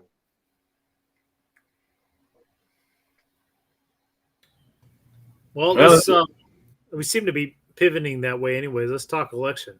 So where are we at right now? What's going on? With what? Well, looks like a rematch.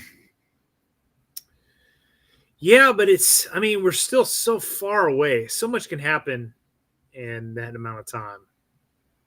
For the election? Yeah.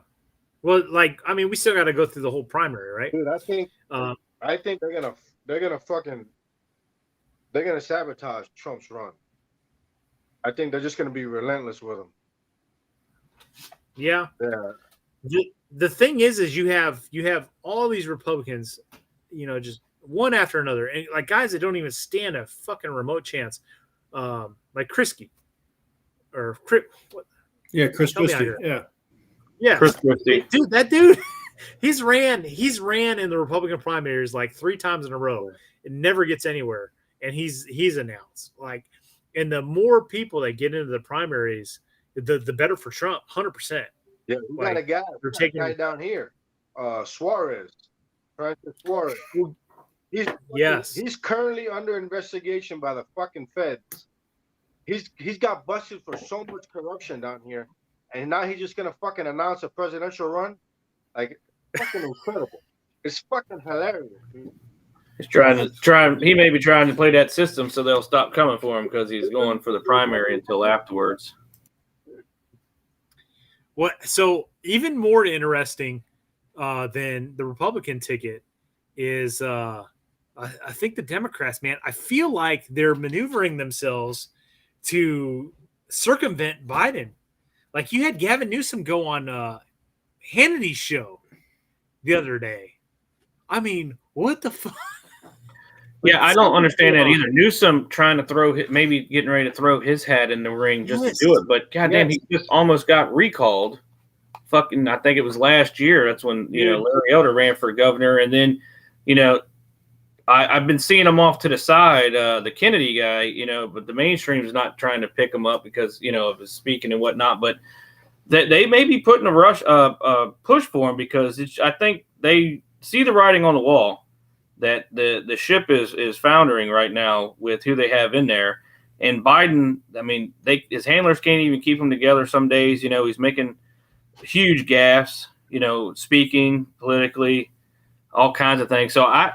And you don't hear much about the vice president either. So I think they're really going to have normally the incumbent is pretty much the going to punch the ticket on that side, but they may say, look, they're going to try to put somebody in there to save their ticket because I believe it's just becoming a shit show on that side. Yeah, I mean, let's look at this from a humanitarian point of view. What they're doing to Joe Biden is flat out fucking elder abuse. That guy should be in a home, seeing his grandkids every now and then, living in his dream world, finishing out his days. What they're doing to that man is just absolutely horrible. No human being should do that to another one. Boy, it's making us look like a joke, dude. It's fucking bad. Hey, did Pence say he was gonna run? I think so. I think he's in the race. So there's a whole bunch of them, man. It's nuts. I want to highlight this comment, and right now as it stands, I'm a DeSantis guy. I'm throwing my support behind him, and that can change. It's a primary, guys. I like Larry Elder too, but I just don't know if he's got the backing. But this cannot be ignored, guys. I don't think he passed it. I think Reagan has him beat. Yes, yeah, absolutely. And I'm not disparaging like what Trump's done. Like Trump's done some fantastic, amazing stuff for the nation. But we can't ignore the gun stuff. Like when he gets up there and says, "I'm the greatest, Second Amendment president ever in history." Like, no, dude, you're not. You're not, yeah. Like you That's because he was hanging with the fucking NRA. Yes, you're right, 100%. So I'm just saying it's a primary. Let's hear what all the other people getting in have to say, and pick the best man for the job. But regardless, the more people that get in, the better for Trump, because Trump has a set base. There are people out there that will vote for Trump regardless, no matter what he does, and it's better for him the more people that get in the primaries. For 100%. So allow me to channel my inner Bruce for a moment. As much as I would absolutely love to see Larry Elders be the guy, because I mean, he is the dude of all the people that are in for the Republicans. He's good. But at the like Bruce would say, you got to go with the guy that's going to win. And right now, that's Trump. DeSantis has had some pretty serious flubs, unforced errors. Now it's so early in the process that may or may not hurt him. That remains to be seen and stuff. I think all these other guys are getting in is they're hedging their bets. Like any election rolls around, a lot of people say I'm running for president and jump in. What they're really running for is a job in the next administration. A lot of these guys are willing to bet that, hey, if Trump gets stopped by all the shenanigans going on and he's prevented from running, hey, I might just have a chance. I get liking DeSantis, but at the same token, I think he'd have been way better off for his political career of just having a very successful second term as a Florida governor and setting himself up for 2028. The Trump train has to run its course, because the supporters who really believe in him will not let anything else happen. And without them, anybody else in the Republican race ain't going to win. But let's say he gets a nomination, he runs this time, and he loses again. Then he runs again fucking the next year. So I think the only way the Trump train gets derailed is if he loses in a primary. Oh yeah. Or if he's prevented from getting anywhere, but nobody's going to get any traction because Trump, just because he's Trump. And this is even when he wasn't political, he sucks up all the air in the room. We all knew about Trump from the 80s, the 90s. Anything he does gets nonstop coverage.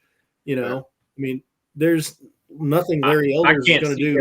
I couldn't see him losing a primary. It's hard to see that. I know we're going to have a bunch of people on the stage and we're going to be able to hear everybody's opinions.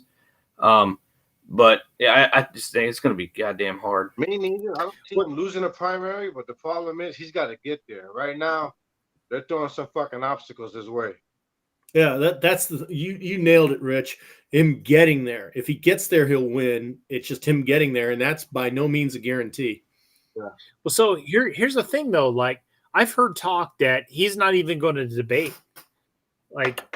He doesn't have to, because well, exactly. That's what I'm talking about. So you have these huge bases for him that will vote for him no matter what happens. He won't debate, right? So he doesn't get that. He doesn't get those reps in, right? He doesn't get you guys remember his debate with Biden? Like he was terrible. He sucked. I voted for him, but he was terrible. Like he turned so many people off. And if he doesn't debate hard and steel, right? Like if he doesn't get in there and hook and jab with his peers, he's not going to get prepped for when he goes up against freaking Biden again. And he's going to look like shit again. And I hate to say this, guys, but we got our fucking asses kicked in the last several elections. We barely took the House back. And those were elections we should have won. Oh, and absolutely. But I mean, yes. Look at the strategy. Look out in Arizona with the battle between Lake and Hobbs.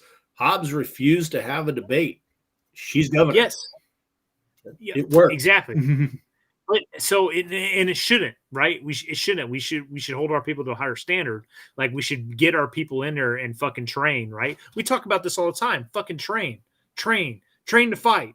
Fucking, why are we going to reward somebody who doesn't get in there and train? So I think he's good. I'm on the opposite. I think he's got to his the people that run his campaign have got to say, you got to get out here. You got to get in front of this shit. You got to say it. You people love hearing your ass talk. They love your wit. Get out there. Yes, there's going to be some name calling and some shit talking, which is his thing too. I believe I agree with it. He's got to get out there and do those reps. He's got to. We'll see. He's got to make it there. He got to be eligible. Yeah. I mean, hey, the other guy won though, sitting in the basement, so nothing's impossible. It's true too. I mean, for what it's worth, I did as much fucking political work as that dude did. See, I would rather our guy. Let's say Trump is the nominee, right? I would rather our guy goes out there to a debate stage by himself with an empty podium, right, and sits there and does another CNN style town hall where he just dominates it, right? Trump did fantastic during that CNN town hall. I would rather him get out there and do that kind of stuff than play the Biden card and sit in the basement. And he's not going to get that sharp sitting on his ass, not going up against our own people. He's got a lot to answer for. One of them is bump stocks and take the guns and then due process, that type of bull crap. Like, he owes those answers to me. If he wants my fucking vote, he better answer that shit. Yeah, no shit. And for us, that's a huge thing. But I believe though, for the regular old voter who's not big up onto the guns and stuff, I don't know if that's going to be the way his people point him down, because they know he doesn't have a leg to stand on there. All he can do is apologize, ask for amends, and say, "Look, I'm going to fix. I learned. I made a mistake." If he comes out and says that, "Hey, look, guys, I fucked up," he won't. He's never apologized for anything. Yeah, he's not. And he doesn't even know what bump stocks or not bump stocks. He doesn't know what pistol braces are. At the CNN town hall, somebody asked him about that, and he just gaffed it off, like, "Hey, I went to the NRA, and they, when they talked about bump stocks and everything." And the guy from New York only knows about the NRA. He don't know about anybody else. Yeah. Like I said, I want Larry Elders. I really do. But there's a realistic thing. Larry ain't going to be there. The only chance any of them that are not Trump have is Trump refusing to debate on the primaries. And then the media will make big hay about everybody else debating, and a challenger will emerge out of there. DeSantis probably. But I can see in a debate a guy like Larry Elders just swabbing the floor with people. Same with Tim Scott. Yeah, he's been debating a long time. He's been on that. He's been doing this political thing and on the radio and talking to people and getting his message out there for, since ages. So, and he still does it to today. And he just ran a campaign. Yes, he came in second to the Newsom, but it's California. Yeah. Yeah, I think he might have known too. It was kind of a losing battle, but hey, I'm gonna put my name so more people are gonna definitely know who he is now because of the run, to maybe just try to see what can happen. But again, it's just so goddamn hard with that Trump train, and you got half of the country that's standing behind him, so it's gonna be hard for somebody from the outside, even in the own party, to come out and take a step forward and get a little bit of that light. Which, by the way, I love that Chad move by Vivek Ramaswamy coming out and saying wanted everybody to pledge to pardon Trump if they got elected. Smooth move there, because it clearly set him up. Said, "Hey, Trump, I'm your guy when I need a job." Dude, I remember when I drove to Missouri for One Shepherd for the 40th in 2020. I drove from Miami, Florida, through the Panhandle, through Louisiana, Alabama, fucking Tennessee. I went through about 6 or 7 states. I saw so many fucking Trump tents on the side of the road selling Trump shit. Oh my God, this motherfucker's got this shit in the bag. Well, I thought that last time too, and look what happened. So, and then the midterm elections, we didn't do what we needed to do. So I don't know. I'm not ready. As bad as the current administration is, I want the sure win, right? And I know plenty of Republicans that are just turned off by Trump. Yeah. But there's people going to be out there freaking doing some of the harvesting and things too, I think, this time around for Republicans too. I think they let that pass by them last time. I don't think they're going to get bit by that, those tactics this time. I hope you're right. I hope you're right, because, that's how we lost the general election. And then the midterms happened, and pretty much the same thing. All that ballot harvesting and all that bullshit, the Zuckerberg boxes and all that crap, all that happened. Like our side keeps thinking like, oh, our people are going to show up the day of the election. It doesn't happen, and we don't get enough people that way. You got to do the pre shit, man. You got to fucking prep the battlefield, right? So that's a great thing. And Arizona just showed, look at the insurance policy. They harvested the ballot, and then they made sure the other side couldn't vote on election day. Hey, did you see that comment? Which one? Gray. Doesn't matter who votes. It matters who counts the vote. Old Joe was right about that one. All right. Hey, I got another topic, guys. I want to hit this one because this is somebody else brought this up earlier in the chat and it reminded me. So earlier, I think it was last week, there was a officer's body cam that was recording, and this like big green light flew through the sky and allegedly crashed. And this kid called in with his family and said there's fucking like 10-foot tall aliens in his backyard. Officers responded, and it's been this big thing. But this is all subsequent to this guy that worked within the federal government coming out and saying like, hey, the federal government has, or, top secret agencies have, spacecraft not of this world. We've had them for decades, and they're not revealing it to Congress, and we're reverse engineering them and everything else. So it's essentially an alien topic, fellas. So what are your thoughts? Okay. We could not hide a blowjob for Bill Clinton. And I'm supposed to believe for 50 years, we've been hiding aliens in their spacecraft. Bullshit. If we could, if we had that shit, everyone would know. We can't keep that secret. We couldn't keep Watergate a secret. We couldn't keep Clinton's blowjob a secret. Can't keep Hunter's files a secret. We just ignore it, but we can't keep it a secret. No, if there were freaking aliens and we had their spacecraft technology, oh, hell yeah. Everybody would fucking know. I think it's on the news now because Elon's getting pretty close to the end there with developing his program. And, or if they're coming down, they can bring Doc Sex robots with them too. So what do you think, Richard? Man, I don't know. I'm on the fence about it. Seen a lot of shit with this guy, Bob Lazar. Said he used to work for whatever agency trying to reverse engineer shit. But I mean, Les has a point, We couldn't hide fucking Monica Lewinsky and shit like that. For that shit not to get out, who knows, I mean, as Think far about as all the stuff. Involvement in it, it's hard to say, but. So I'm gonna say that I don't the kid that called in and everything. I'm not on board with what he says he saw. Right. But man, I tell you, the whole alien thing, like the laws of probability, guys. We can't be fucking alone. We cannot be the only planet in the universe. I won't argue that at all because I mean, come on, it's fucking how big is space, Right. It's a little naive and arrogant maybe to say we're alone, but as far as the government having possession of whatever. And, whatever technology was used from it, I mean, that's a whole nother debate. But as far as us being alone, definitely not. I would argue we're not. Well, this dude that came out, man, he is not like some fucking Joe Blow Smuckatelli, like, cubicle worker. Like he has some ass behind him. So, I mean, and I saw a few, I read a few articles. I saw a few videos.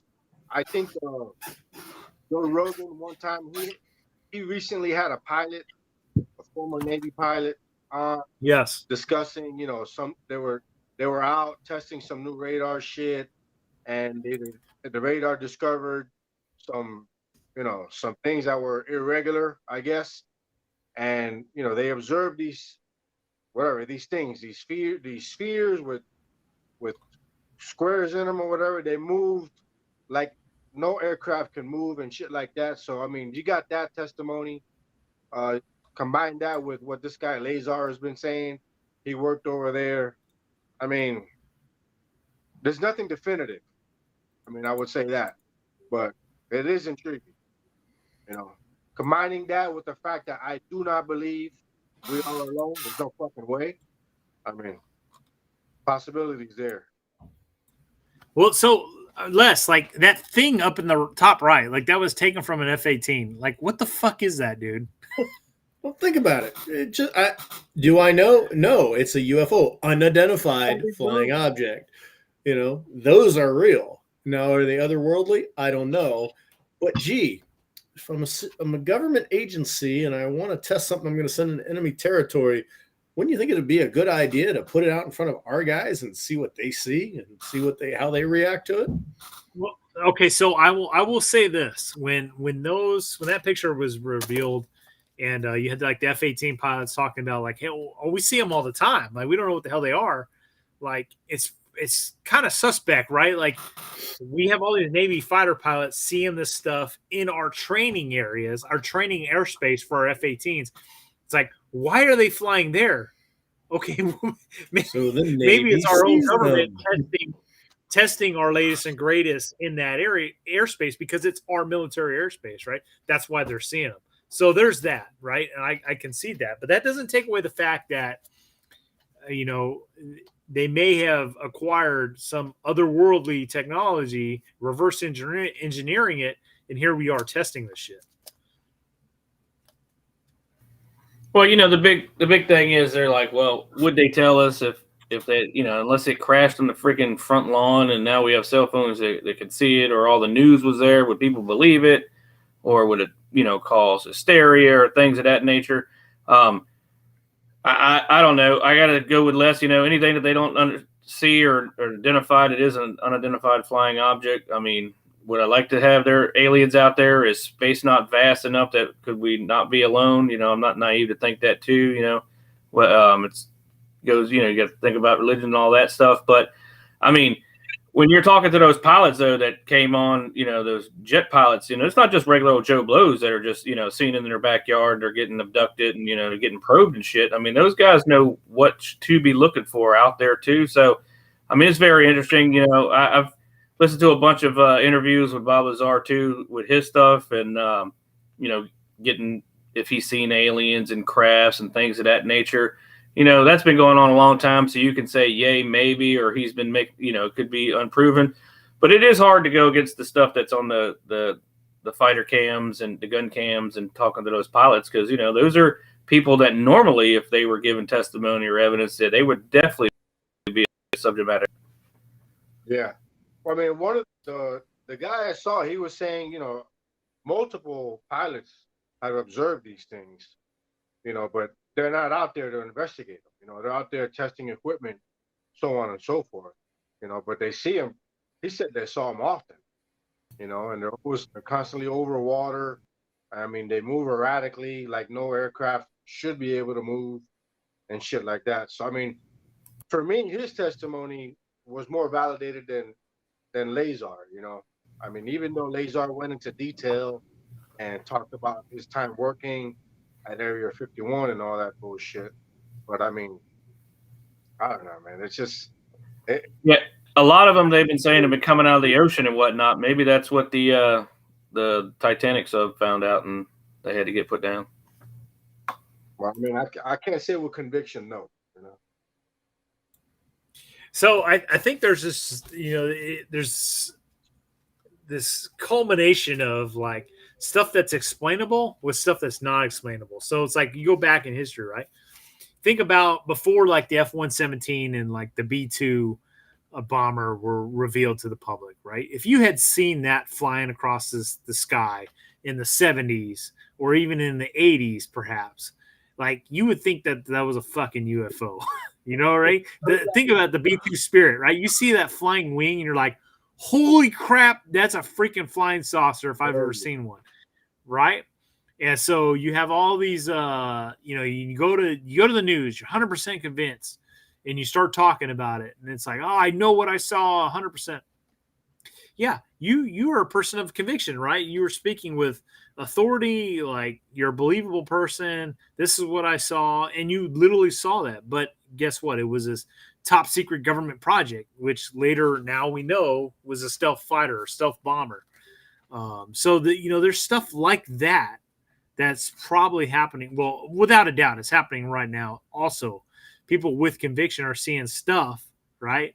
Probably some secret government project, some advanced fighter or bomber for the future, maybe in some sort of drone. And they're reporting it, and everybody's like, "You're fucking out of your mind." But this is technology that we're in testing right now, which will be revealed later on in time. So you have that aspect, but again, you can't help but think that the universe is vast, all right, and it's not outside the realm of possibility that Definitely. and that's just some shit that's happening. And I think about like fucking the Egyptians, right, with the pyramids, and then you go look in Mexico and you look at the Mayans, and they got pyramids, and it's like you got all these civilizations all over the world, and they all got the same shit for the most part. It's like, how are they developing these elaborate structures that all look very, very similar, but they're on opposite sides of the world? They're ancient civilizations, and how did the hell do they put this all together? And it makes you wonder, man. Les, I'm surprised you're not a UFO guy, man. Well, you got to think too. The big question is they would say, allegedly after Roswell and some other crashes or something like that, how quick technology jumped from that time frame to where we are now with the evolution of before. So playing both sides of the fence. I mean, it's always a possibility. I mean, the big thing is it the only way we're going to believe it? Is it going to be like the original Independence Day when they're biggest cities and they're coming down, and it's but it's funny you say that, because I got a guy at work, new guy, works in a warehouse, just came from Cuba 2 months ago. Okay, lived in Cuba his whole life. He's 62 years old. All right, he's still fucking culture shocked as to the amount of shit there is in the States, the amount of food, the amount of whatever, everything that's available. There's no fucking internet in Cuba. It's very limited. The power goes off every 3 hours. So he's still trying to adjust. He's fucking way overwhelmed. So I'm driving with this guy, and we're talking, I'm asking him about how he's adjusting to being here and shit. And he's got a cell phone. And he's asking me, hey, how do I do? He wanted to text somebody a picture or something. So he's asking me about it. Show him how to do it. So as we're driving, he's like, how does that work? I'm like, how does what work? He goes, how does somebody somewhere else see a picture that I have here? I go, well, the phone sends the picture. Not thinking of it as the way he's thinking of it. He's like, yeah, but how the fuck does something that's not physically here get over there? So I'm like, dude, that's just fucking technology. That's just how shit works. But from a guy who's come from a country where he's never been exposed to this type of shit, and it reminded me of what you just said, like the leaps that we've had in the matter of 20 years in technology. I mean, 20 years ago, there was no fucking iPhone. There was a flip phone, Nokia, and all that bullshit or whatever. I mean, now we're up to the iPhone, fucking 15? Who the fuck knows? Like every year, something new, like just more and more rapidly advancing. So he made me think of that, because he's like, how the fuck does this work? Like, and I had the radio on. He goes, how do you have the music from your phone coming out of the speakers in the van? I'm like, oh, it's Bluetooth. He goes, what the fuck is that? He's trying to have me explain to him all this technology shit. I'm like, dude, I don't know how to fucking explain it. You just hit a button on your phone and it does it. And he's like, but where I come from, that's called magic. I'm like, yeah, but it's not fucking magic. It's technology. He goes, no, but it's fucking magic. Like, who figured that out and how? I don't know. Fucking alien. Well, think about this, Richard. The last Civil War veterans died in the 1950s. Imagine that for a second. Horse-drawn carriages to nuclear bombs. Like, the leap in technology in such a short period of time. I mean, look at the generation, the fucking millennials. I mean, our kids were born in the internet age. My kids were, like, that's why they all got fucking ADHD. They get everything fucking, they're fucking retarded. They don't know how to do shit. Everything they get immediately, you know? They have no attention span because everything's fucking instant. I want to find something out. Growing up, we had fucking phone booths, maps, all kinds of shit that now a fucking phone gives you everything. Right. You remember printing off the MapQuest directions and you're like setting your odometer, like, all right, in 5 miles, we're going to be taking this exit. Shit, I was doing that less than 10 years ago, still printing that shit out. If you tried to explain that to like a teenager, to Disney World and handed my wife the map, and I'm like, hey, I gotta go east. Is the map showing me going east? She looks at me, she's just fucking like, who the fuck? Get the fuck out of here with this map. That's the whole reason I got a freaking smartphone, was because I got lost one time up in the Richmond area and said, "Yep, got to give me a smartphone now." 95, 96, when there was the Ericsson phone was out. There was no fucking GPS and all that shit.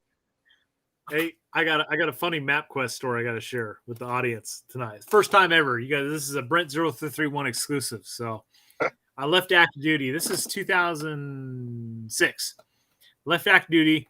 I moved to Texas with my wife. Well, not my wife at the time. She's my girlfriend at the time. But she's from California. And we're driving in a yellow Ford Mustang with California license plates, right? And we're going to visit her parents up in North Dakota. She's originally from there. And we've got our MapQuest printout. And our plan, our COA was we were going to take turns driving, right? So I was going to drive. She slept, and then, when I got tired, I was going to get in the passenger seat, and she drives. So I drove the first leg, and we're up in Oklahoma somewhere, and I was like, all right, babe, I'm going to take a break. So she jumps in the driver's seat, and I start falling asleep. I wake up like an hour later, and I'm looking out the window, and I'm seeing like little shacks with meat hooks and skulls and shit hanging on the front of houses, and I'm like, where the fuck are we, right? And I'm like looking at the map, like trying to orient it and trying to figure out like where the hell we're at. We end up pulling in this like some ragtag gas station in her yellow Mustang with California license plate, and like dudes sitting on the porch of the gas station with like, wheat stems hanging out of their mouth. It looks like scenes out of Deliverance. And she had taken a wrong turn. I mean, those were the dilemmas back in the day, And if you're going anywhere far, you had a whole bunch of pages printed out too. Shit, don't get them mixed up, goddammit. Yeah. The good old days. I know we say the good old days, and then you think about situations like this where you had to set your odometer so that you wouldn't miss your next turn.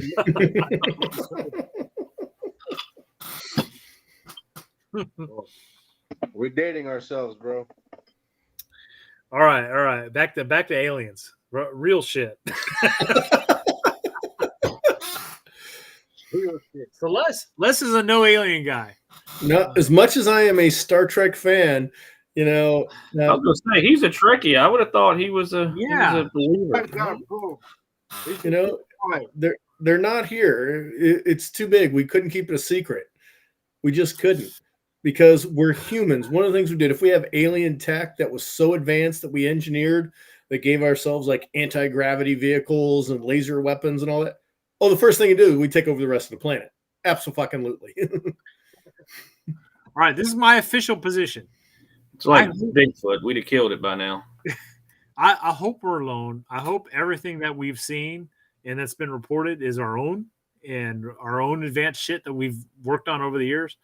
But I just have a sneaking suspicion that we're not alone. This universe is huge, and we've been visited. So Brent's greatest idea would be that the aliens that visit are predators. Well, so I look at the ancient shit, right? Like the pyramids, and there's other stuff. And I'm not going down the big conspiracy theory road, but it's like, if there was an advanced civilization out there, why wouldn't they sit back and watch us like we go to a zoo and watch the zoo, watch the animals at the zoo. Like, why wouldn't they sit back and just see how things unfold? And, let's see, to get from another solar system to here, you have to have Star Trek-like capabilities. Let's assume is that they have their own federation. If they're the federation out there, you cruise by Earth, you're like, oh, not advanced enough, keep going. Well, dude, I mean, we're sending unmanned vehicles to Mars, right? Mm-hmm.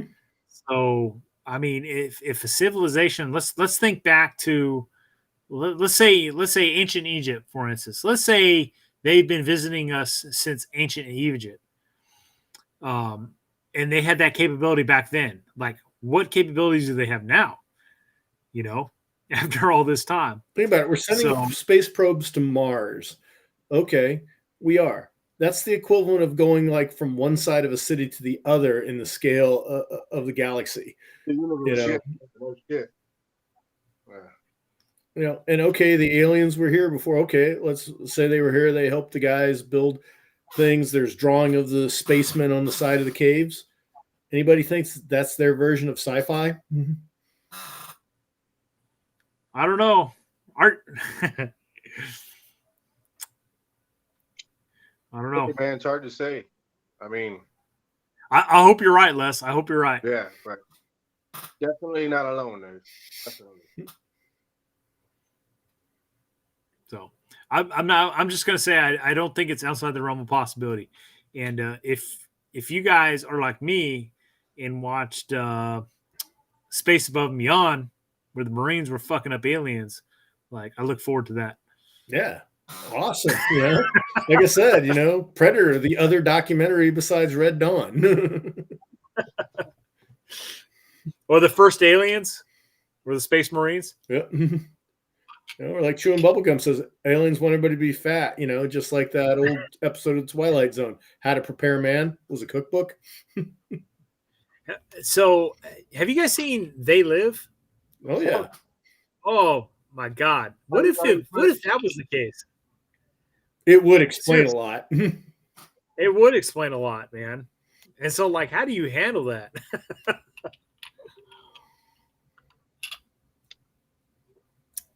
So somebody said he's going to re-up as a space shuttle door gunner. Well, I tell you, if we got intergalactic war, like, there is no age restrictions. Like, you will be pressed into service for sure. Everyone fights, no one quits. If you do, I'll kill you myself. I gotta say though, like, They Live, like, that had the best ending to any movie ever. You had the girl riding the alien guy. Then they blow up the satellite and she could see him. He's like, "What's the matter, baby?" If you guys haven't seen that, go Google it. Or man, that's a classic. Oh, but it's on a streaming service. I think Prime or something. It might be on right now. All right. Let's see. Well, we're over 2 hours. I guess that's what happens when you drink. Holy shit! Yeah. But we haven't had a stream in so long. Like, I don't feel bad about this whatsoever. Where's Doc? Somebody asked earlier. Where's Doc? Dude, so Les can vouch for this. We have a signal chat for these Monday live streams, and for the last several months, like, every time I post, like, "Hey, who's down for the stream tonight?" everybody and their mother's got an excuse. And now, granted, for the last 2 weeks, I've been on order, so that's on me. I own up to that. I couldn't have had a stream if I wanted to, but before that, we've had dudes that couldn't do it. So the B team, baby. Yeah, I as soon as that happens, man, I'm out there reaching out to you guys. I'm like, "Hey, you down for a live stream?" Well, we've covered a lot of ground tonight. Everything from gear to fucking aliens. Dude, we've been all over the map tonight. That's hilarious. I think we can definitely say this stream was wide-ranging. Yeah. If you guys got any questions, post them now. Otherwise, we're gonna pop smoke and call it quits. So, dude, I'm 6 deep here. Fuck. It's good with this though. You go from some hardcore comments to some pretty funny comments and shit. I've seen some funny shit during this aliens thing. It's just, I've been checking them out. These guys are always entertaining. Well, I bought a Century Arms AP5, and I'm looking to SBR it. So that's my There you latest go. and greatest purchase. You like club guns? I'm very impressed with how many like MP5 clones have came into the market over the last several years. So Yeah. it's pretty cool. Yeah, everybody figured out a way to do it and not be sued by HK. Yeah. Zenith was one of the first ones that come out with like a really fucking nice one, wasn't it? Back in the day. Yeah, I'm not sure. So like right now, so I was looking, like trying to determine which one I was going to buy. The PTR one, obviously that's a good one too. But the PTR one is more of like a modern twist on it, right? So it's like it has, and I might be wrong. I may be talking on my ass here, but I think it's got like a welded on Picatinny rail and some other modern features to it, right? And like I'm a traditionalist. Like if I'm going to buy a gun, and specifically older gun like an MP5, which has been around for generations, like I want to try to make this sucker look like the original, right? So I don't want a Picatinny rail. I want more original shit, right? If I'm buying an M1A and I want it to look like a fucking M14, like I don't want Picatinny rails on it. So that's why I went with the Century model, because I didn't want to spend $4,000 on an HK model. So I spent like a little over $1,000 and got the Century Arms model. $4,000? Shit. Dude, yeah, $4,000 for that HK MP5. So here's another thing I'm looking at. I want to get a clone of a M27 IAR, because since I've been in the Marine Corps, I've been through 4 service rifles. I had an M16A2, I had an M16A4, I had an M4, and I had an M27 IAR. And I want it in my collection. Like I want every service rifle I've ever served with. So next on the list is obviously IAR. So I'm looking at like ways to get this IAR, and you can buy an HK. I think it's MR556 is what they're called. $6,000. It's like, what's that? Isn't it like $6,000, Mm-hmm. $6,000-7,000? It's 3. It's like 3,000, I believe. Yeah, fuck that. But here's the thing: it doesn't even look like it. It's not complete, right? It doesn't look like an M27. It doesn't have the fucking quad rail. So I'd still have to buy. I'd have to spend $3,000 and still have to buy a quad rail to make it somewhat remotely look like it wouldn't be 100% clone. Look like an M27. So it's. And here's the question of the day: which one of those 4 do you like the best? Yeah, it's so ridiculous, man. The one he used in the invasion. Well, I already have that. That was a M16A2. Yeah, it was an A2. So that's another thing. They make what company is it? One company makes, I think maybe it's Auto Ordnance. Somebody correct me if I'm wrong. They make a semi-automatic M240 and a M249 squad mag weapon. So they're like the only game in town, and they're I've looked at that too to buy one, but god damn, it's just expensive just to buy a semi. I mean, I've saved money, had it on my goddamn phone and shit, but man, it's expensive just to have a closed bolt freaking semi-automatic. I mean, it'd be cool to have, but 10 grand for a saw, 15 grand for a 240 semi-automatic. Oh, God. Every time I'm looking at a new I know. I always end up. If I could just get that letter from the sheriff. What's that, Richard? Every time I'm looking at a new fucking rifle to buy, when I get the money, I'm like, fuck. I end up just spending it on ammo. Like, I can't pull the trigger on another fucking rifle just to sit around. Not a bad answer, Rich. Yes, 100% agree. And I just did buy a bunch of. Again, I keep plugging Sportsman's Guide, guys. I'm a Sportsman's Guide whore. They seem to always have the best ammo prices for me when I buy them both. But they have that 4 payment system where they send you the shit and you can do 4 installments of whatever it is you buy. So I mean, there's better prices somewhere else, but if I ain't got all the cash at the moment, I'm like, fuck it. I'll go to their website and I'll get a couple thousand rounds, and it's just 4 installments of whatever, $250, $300, and then but they ship the fucking ammo right away. They don't wait for you to pay for it. Well, what I love about Sportsman's Guide is not only am I a club member, which I can't remember what it used to be $30, but I think they raised the price. It's $50. So it's like you get what is it? It's $50 a year, but I mean, if you buy a case of ammo twice a year, you got your money's worth. Yeah. Okay, so it's like $50 a year now. It used to be $30 back in the day. But here's the other thing: you're a club member, right? Yeah. They have and I don't think it works on ammo, but it works on everything else. Use the code WARPOET for anything over $100. Yeah, you told me that a while ago. You get $20 off. Else, but they don't apply it to ammo. Yeah, I learned that the hard way. But you know what I did is, and this is what a sucker I am. I'm that fucking guy that stands in line at the grocery store, and they got the shit lined up in the aisle, right? Like the fucking candy and drinks and the impulse buyer. You're an impulse buyer. Yeah. So it totally works on me. I'll admit it 100%. I had my ammo in the cart, right, which is like $200 worth of ammunition. Yeah, it's 5.56 down on the bottom. You might like this shit. Well, no, not that. But it was 5.56. I think it was like $200 worth of ammo, and it was like your $20 off War Poet coupon won't work. So I'm like, fuck. So I went and found $100 worth of non-ammo merchandise to add to my cart so that I could get the $20 off. Yeah.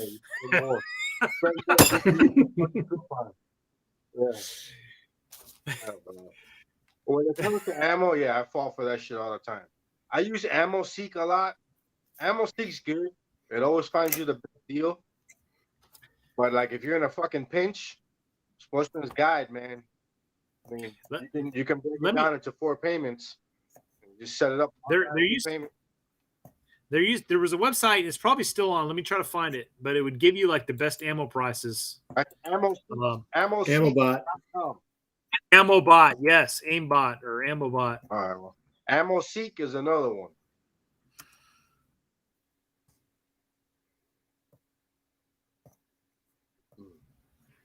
Well, somebody talk while I'm looking this. Dude, Ammo Seek. SG Ammo used to be really fucking good, but they've hiked up their prices big time.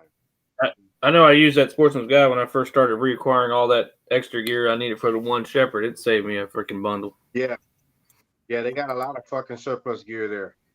I had a lot of it. That's a good place to get field gear, but especially if you're not wrapped around the axle about being Gucci. Yeah.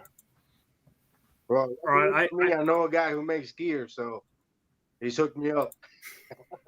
All right, I found this guy. So if you are not privy to this, consider yourself lucky, and this is because you're a regular watcher of the Brent0331 YouTube channel. So this is something I've used for years. As you can see, it's very basic, but like it's got all of your calibers. You just click on whatever caliber it is you're looking for, right? And then over here, it'll tell you what the best price is per round. All right. And then the links, you just click on the link, whatever the best price is. Yeah. Click on the link and it'll take you to that website. Now, sometimes it's not completely up to date. You might click on a link and it's like out of stock or something. So that happens, but it's definitely a good resource, and it's definitely paid dividends for me over the years. What's the name of the site, Brent? Because you can't see it on the screen. Oh, I think it was Gunbot. Another one just like that is called Ammo Seek. SEEK, ammoseek.com. Gunbot.net. Gunbot? B-O-T? Gunbot.net. I'm going to post it in the chat. All right. Let's check it out. I just posted it. Gunbot. Well, somebody asked the question: is how much ammo should you have? All of it. Yes. All of it. Oh. Yeah, too much is never enough. Never enough. Never enough. So I buy. No, So I my mean, there's secret is. two ways. You have to have enough to train with, and you have to have enough for your oh shit times. Yeah. Buy ammo every week. Buy a box. Well, so Somebody asked, do you think that ammo is possibly going to go up again? Yes, I think so. Duh. It always does. So And that's I buy when the buying is good, right? So like when you have Republican administrations, like when Trump was president, guys, I was buying fucking ammo all the time. All the time. I literally have just a stockpile of ammunition, like enough to outfit a freaking rifle company. And that is because I knew times were good and I knew they were going to get bad. So buy when the buying's good, and put the other shit aside, right? Like my fucking cell phone is, I think, 6 or 8 years old. You know, I don't take value in my cell phone, even though I use it on a daily basis. I probably use it more than anything else. But like, to me, it's like, it's just a phone. Like, I'd rather have thousands of rounds of ammunition than the latest and greatest iPhone. So, Dude, I remember when $1,500 bought 5,000 rounds all day long. dude, I remember going, I feel like it was a gun show and getting like 1,000 rounds of 7.62 by 39 with my father, $100. Like, just Right now, it's more expensive than Yeah, I remember that. I was on SG ammo earlier. AK ammo, it's 50 cents a round. You're paying $450 to $500 for 1,000 for a case of ammo. It's a crazy time when you can buy a gun cheaper than you can buy the fucking ammo to shoot it. right. Yeah, 100%. Yeah, So- I mean, it's ridiculous. And like you said, you got to buy it when it's good. Yeah.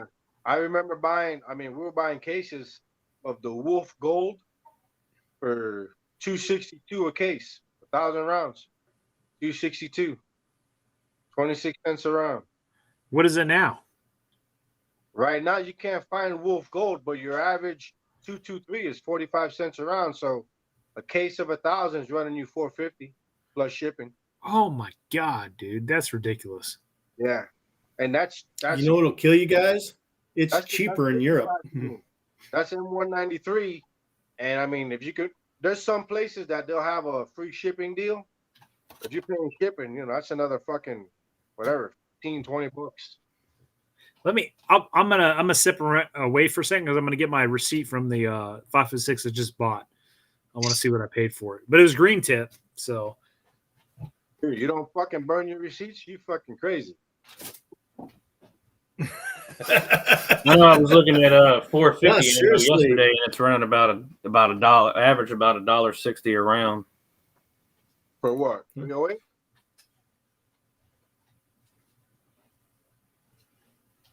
For who? Okay, Rockstar. $4.50. How do you import ammo? You don't. You have to have a permit from the ATF. You have to get an ammo company somewhere around the world to sell it to you. You have to find a shipping company that will haul it. You have to go through the whole imports process. And oh yeah, by the way, if you're not buying it by the container load, you won't get any discount. And all the shipping lines and all the ammo companies have made deals freezing you out. So they'll tell you what your shipping will cost, and it's going to be horrendous. You think you're going to save money, and you're not. all right. So I highlighted a comment, but I'm gonna read this off. So I bought 500 rounds of 5.56 M855 from Sportsman's Guide, and I paid $272.91. So that's not, what's that? How many rounds? 500. So 262. So it's 500 something rounds. So that's not including tax. Shipping's free when you're a club member. Yeah. Now, and I also got 20% or $20 off because I bought like $100 worth of non-bullet shit. So I think the tax is pretty much paid for. So, Yes, you paid over 50 cents a round. Yeah. Yeah, you're paying $500 for 1,000 rounds. I want to address the M855 as the worst bullet design. So I've heard that, right? But dude, I've gone out. I've gone out to shoot with Dimitri out in the desert, and M855, like cost wise and performance wise, like hitting targets out at distance is a decent round. So I realize that in terms of like performance on a human tissue and stuff isn't as good as, let's say, M193 or other specialty ammos, but fucking his shit hits the fan situation. A lot of people wearing body armor nowadays too, so take it for what it's worth. You made a great point right there, Brent, because in Somalia, M855 didn't do so well on starving Somalis. Apparently worked just fine on well-fed Iraqis.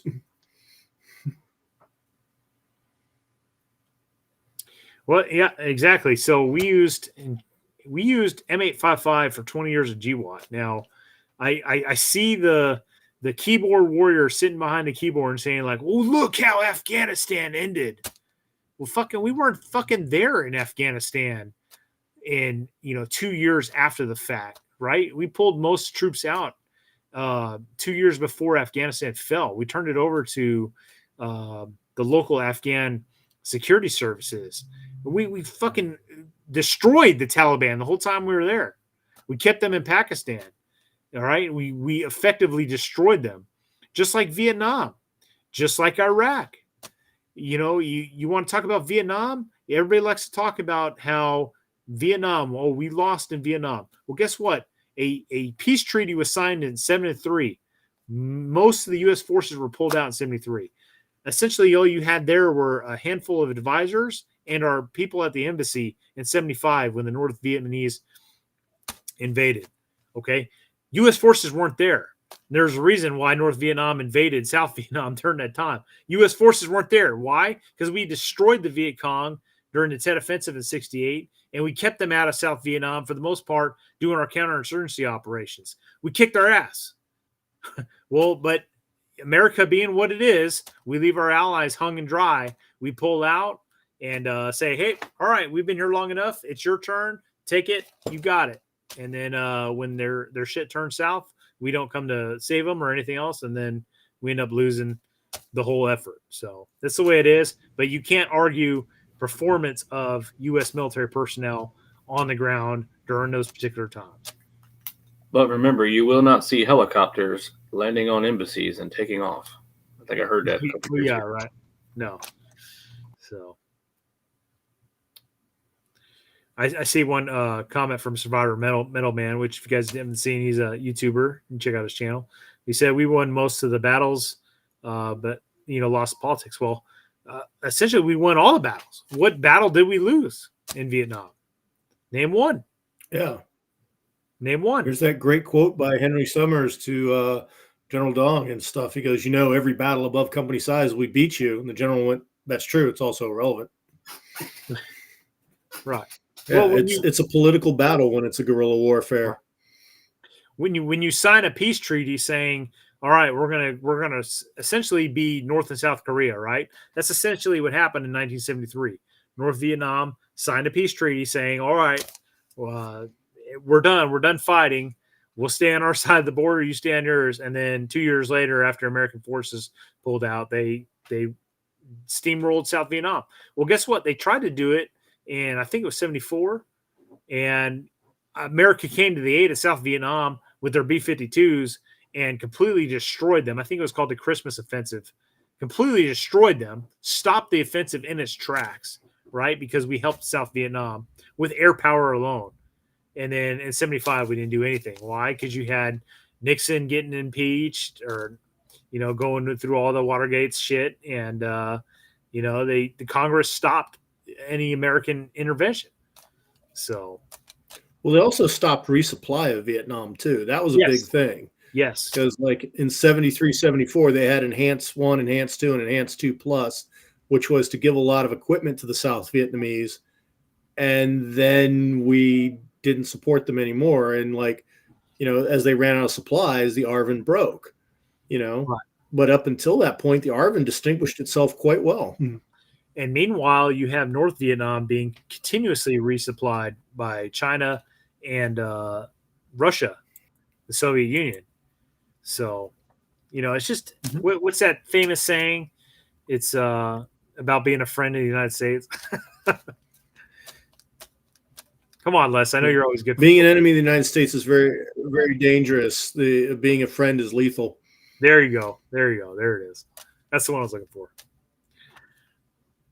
No, there's a great book I read many years ago called American Amnesia, and it outlines everything, right, about how we just fucking annihilated the enemy, and then brought them to the peace tables, signed the peace treaty in '73, pulled all our people out, adhering to the peace treaty, and then '75 they roll in. We don't stop them, and just like Afghanistan, Taliban rolling down the streets, in trucks and technicals, and we could have just turned that place into Saddam, Desert Storm Part 2, fucking Highway of Death, and we didn't.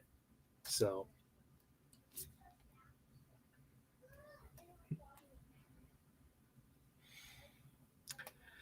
Well, I think we've reached culmination here. Yeah, I think it's time to wrap it up. Right. Yeah. Nixon left office in '74, but you had all that political turmoil, right? Because Vice President Ford took over, and you had all that turmoil. And then in '75, the North Vietnam invaded, and the Congress would not allow any intervention whatsoever. So they cut off funding to South Vietnam. Those guys, I saw some interview with an American advisor, and they were like, the South Vietnamese were going into the field with like one magazine because they didn't have enough support and equipment. The American warfighter is not they're what loses reusing- these battles. It's always the politicians.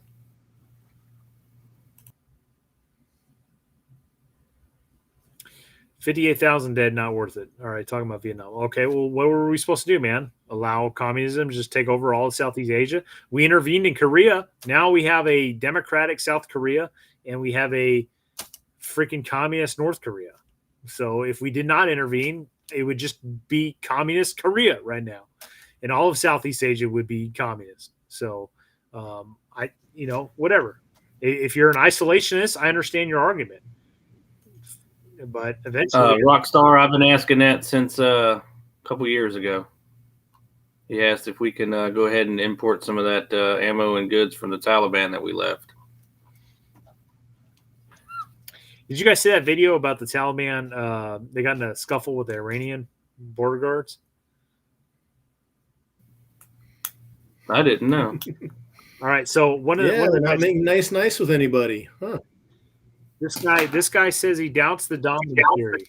What is there to doubt? After Vietnam fell, what else fell? Cambodia, right? Khmer Rouge, millions of people died, right? That's all because of Vietnam falling, right? Laos, all that stuff. Domino theory happened. So how is that not a proven technique or theory?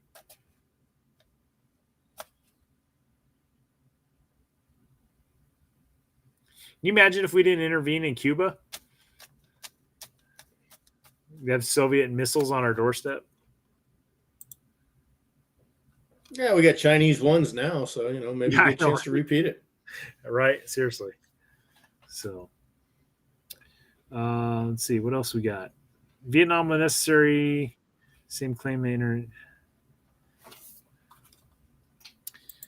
Richard, you got computer problems, man? What's going on? What's going on?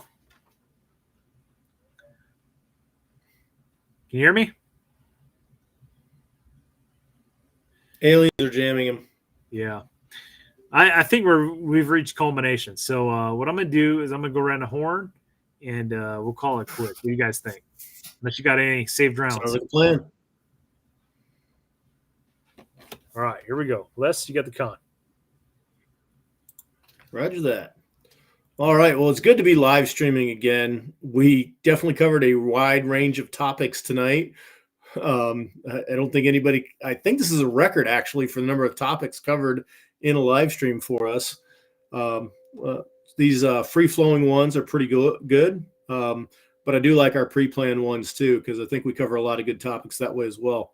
On my channel right now, I'm putting up a series of video. I had the opportunity to go over to Slovenia and joined Pulling Our Tactical in their Lynx Brutality match, and it was really awesome. Zigo and the crew put on a spectacular match, so I hope everybody tunes in and checks it out.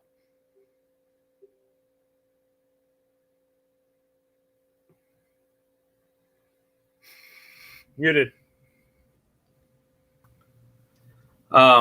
Yeah, like Les said, hey, it was good to be back on to the stream. We covered a huge swath of everything from gear to aliens to freaking politics, ammo, guns. So it was a good night, and we'll see you on the next one.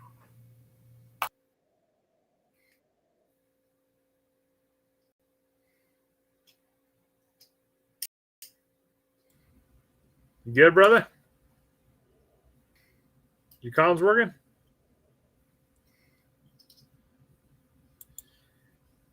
I think he's having computer issues, so I guess I'll just take the con.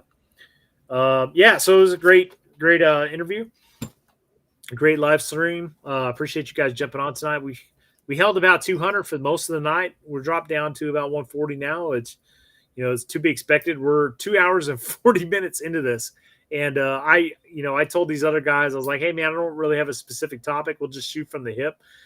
So we all over the map, from Ukraine to guns to UFOs to talking about Vietnam and Afghanistan and ammo prices. I mean, yeah, you can't get any more general than what we've hit tonight. So, it's been a good stream. So I always appreciate these guys coming on, sacrificing their time and being here and hooking and jabbing with the questions. And I appreciate the interactive audience. I know we've had some blows back and forth with a few individuals, but hey, it's all fun and games. That's what we're here for, right?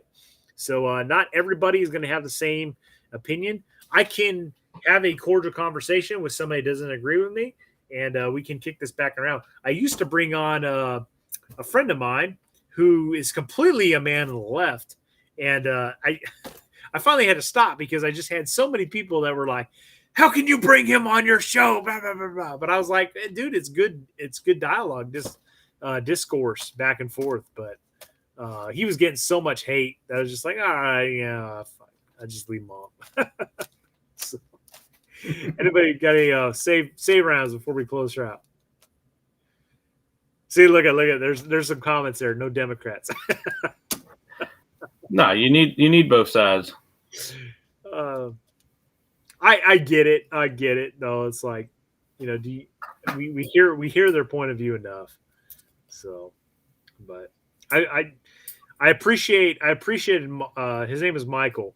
I appreciated him coming on and talking because he knew that this was not a sanctuary for him, right? He knew it wasn't going to be a friendly environment. He still came on. And here's the thing. He served the nation. He was a United States Marine. Okay, so it is what it is.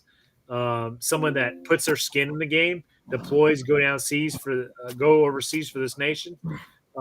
They have an opinion. They have a say in the matter. All right. So that's my 2 cents, and that's why I brought him on several times.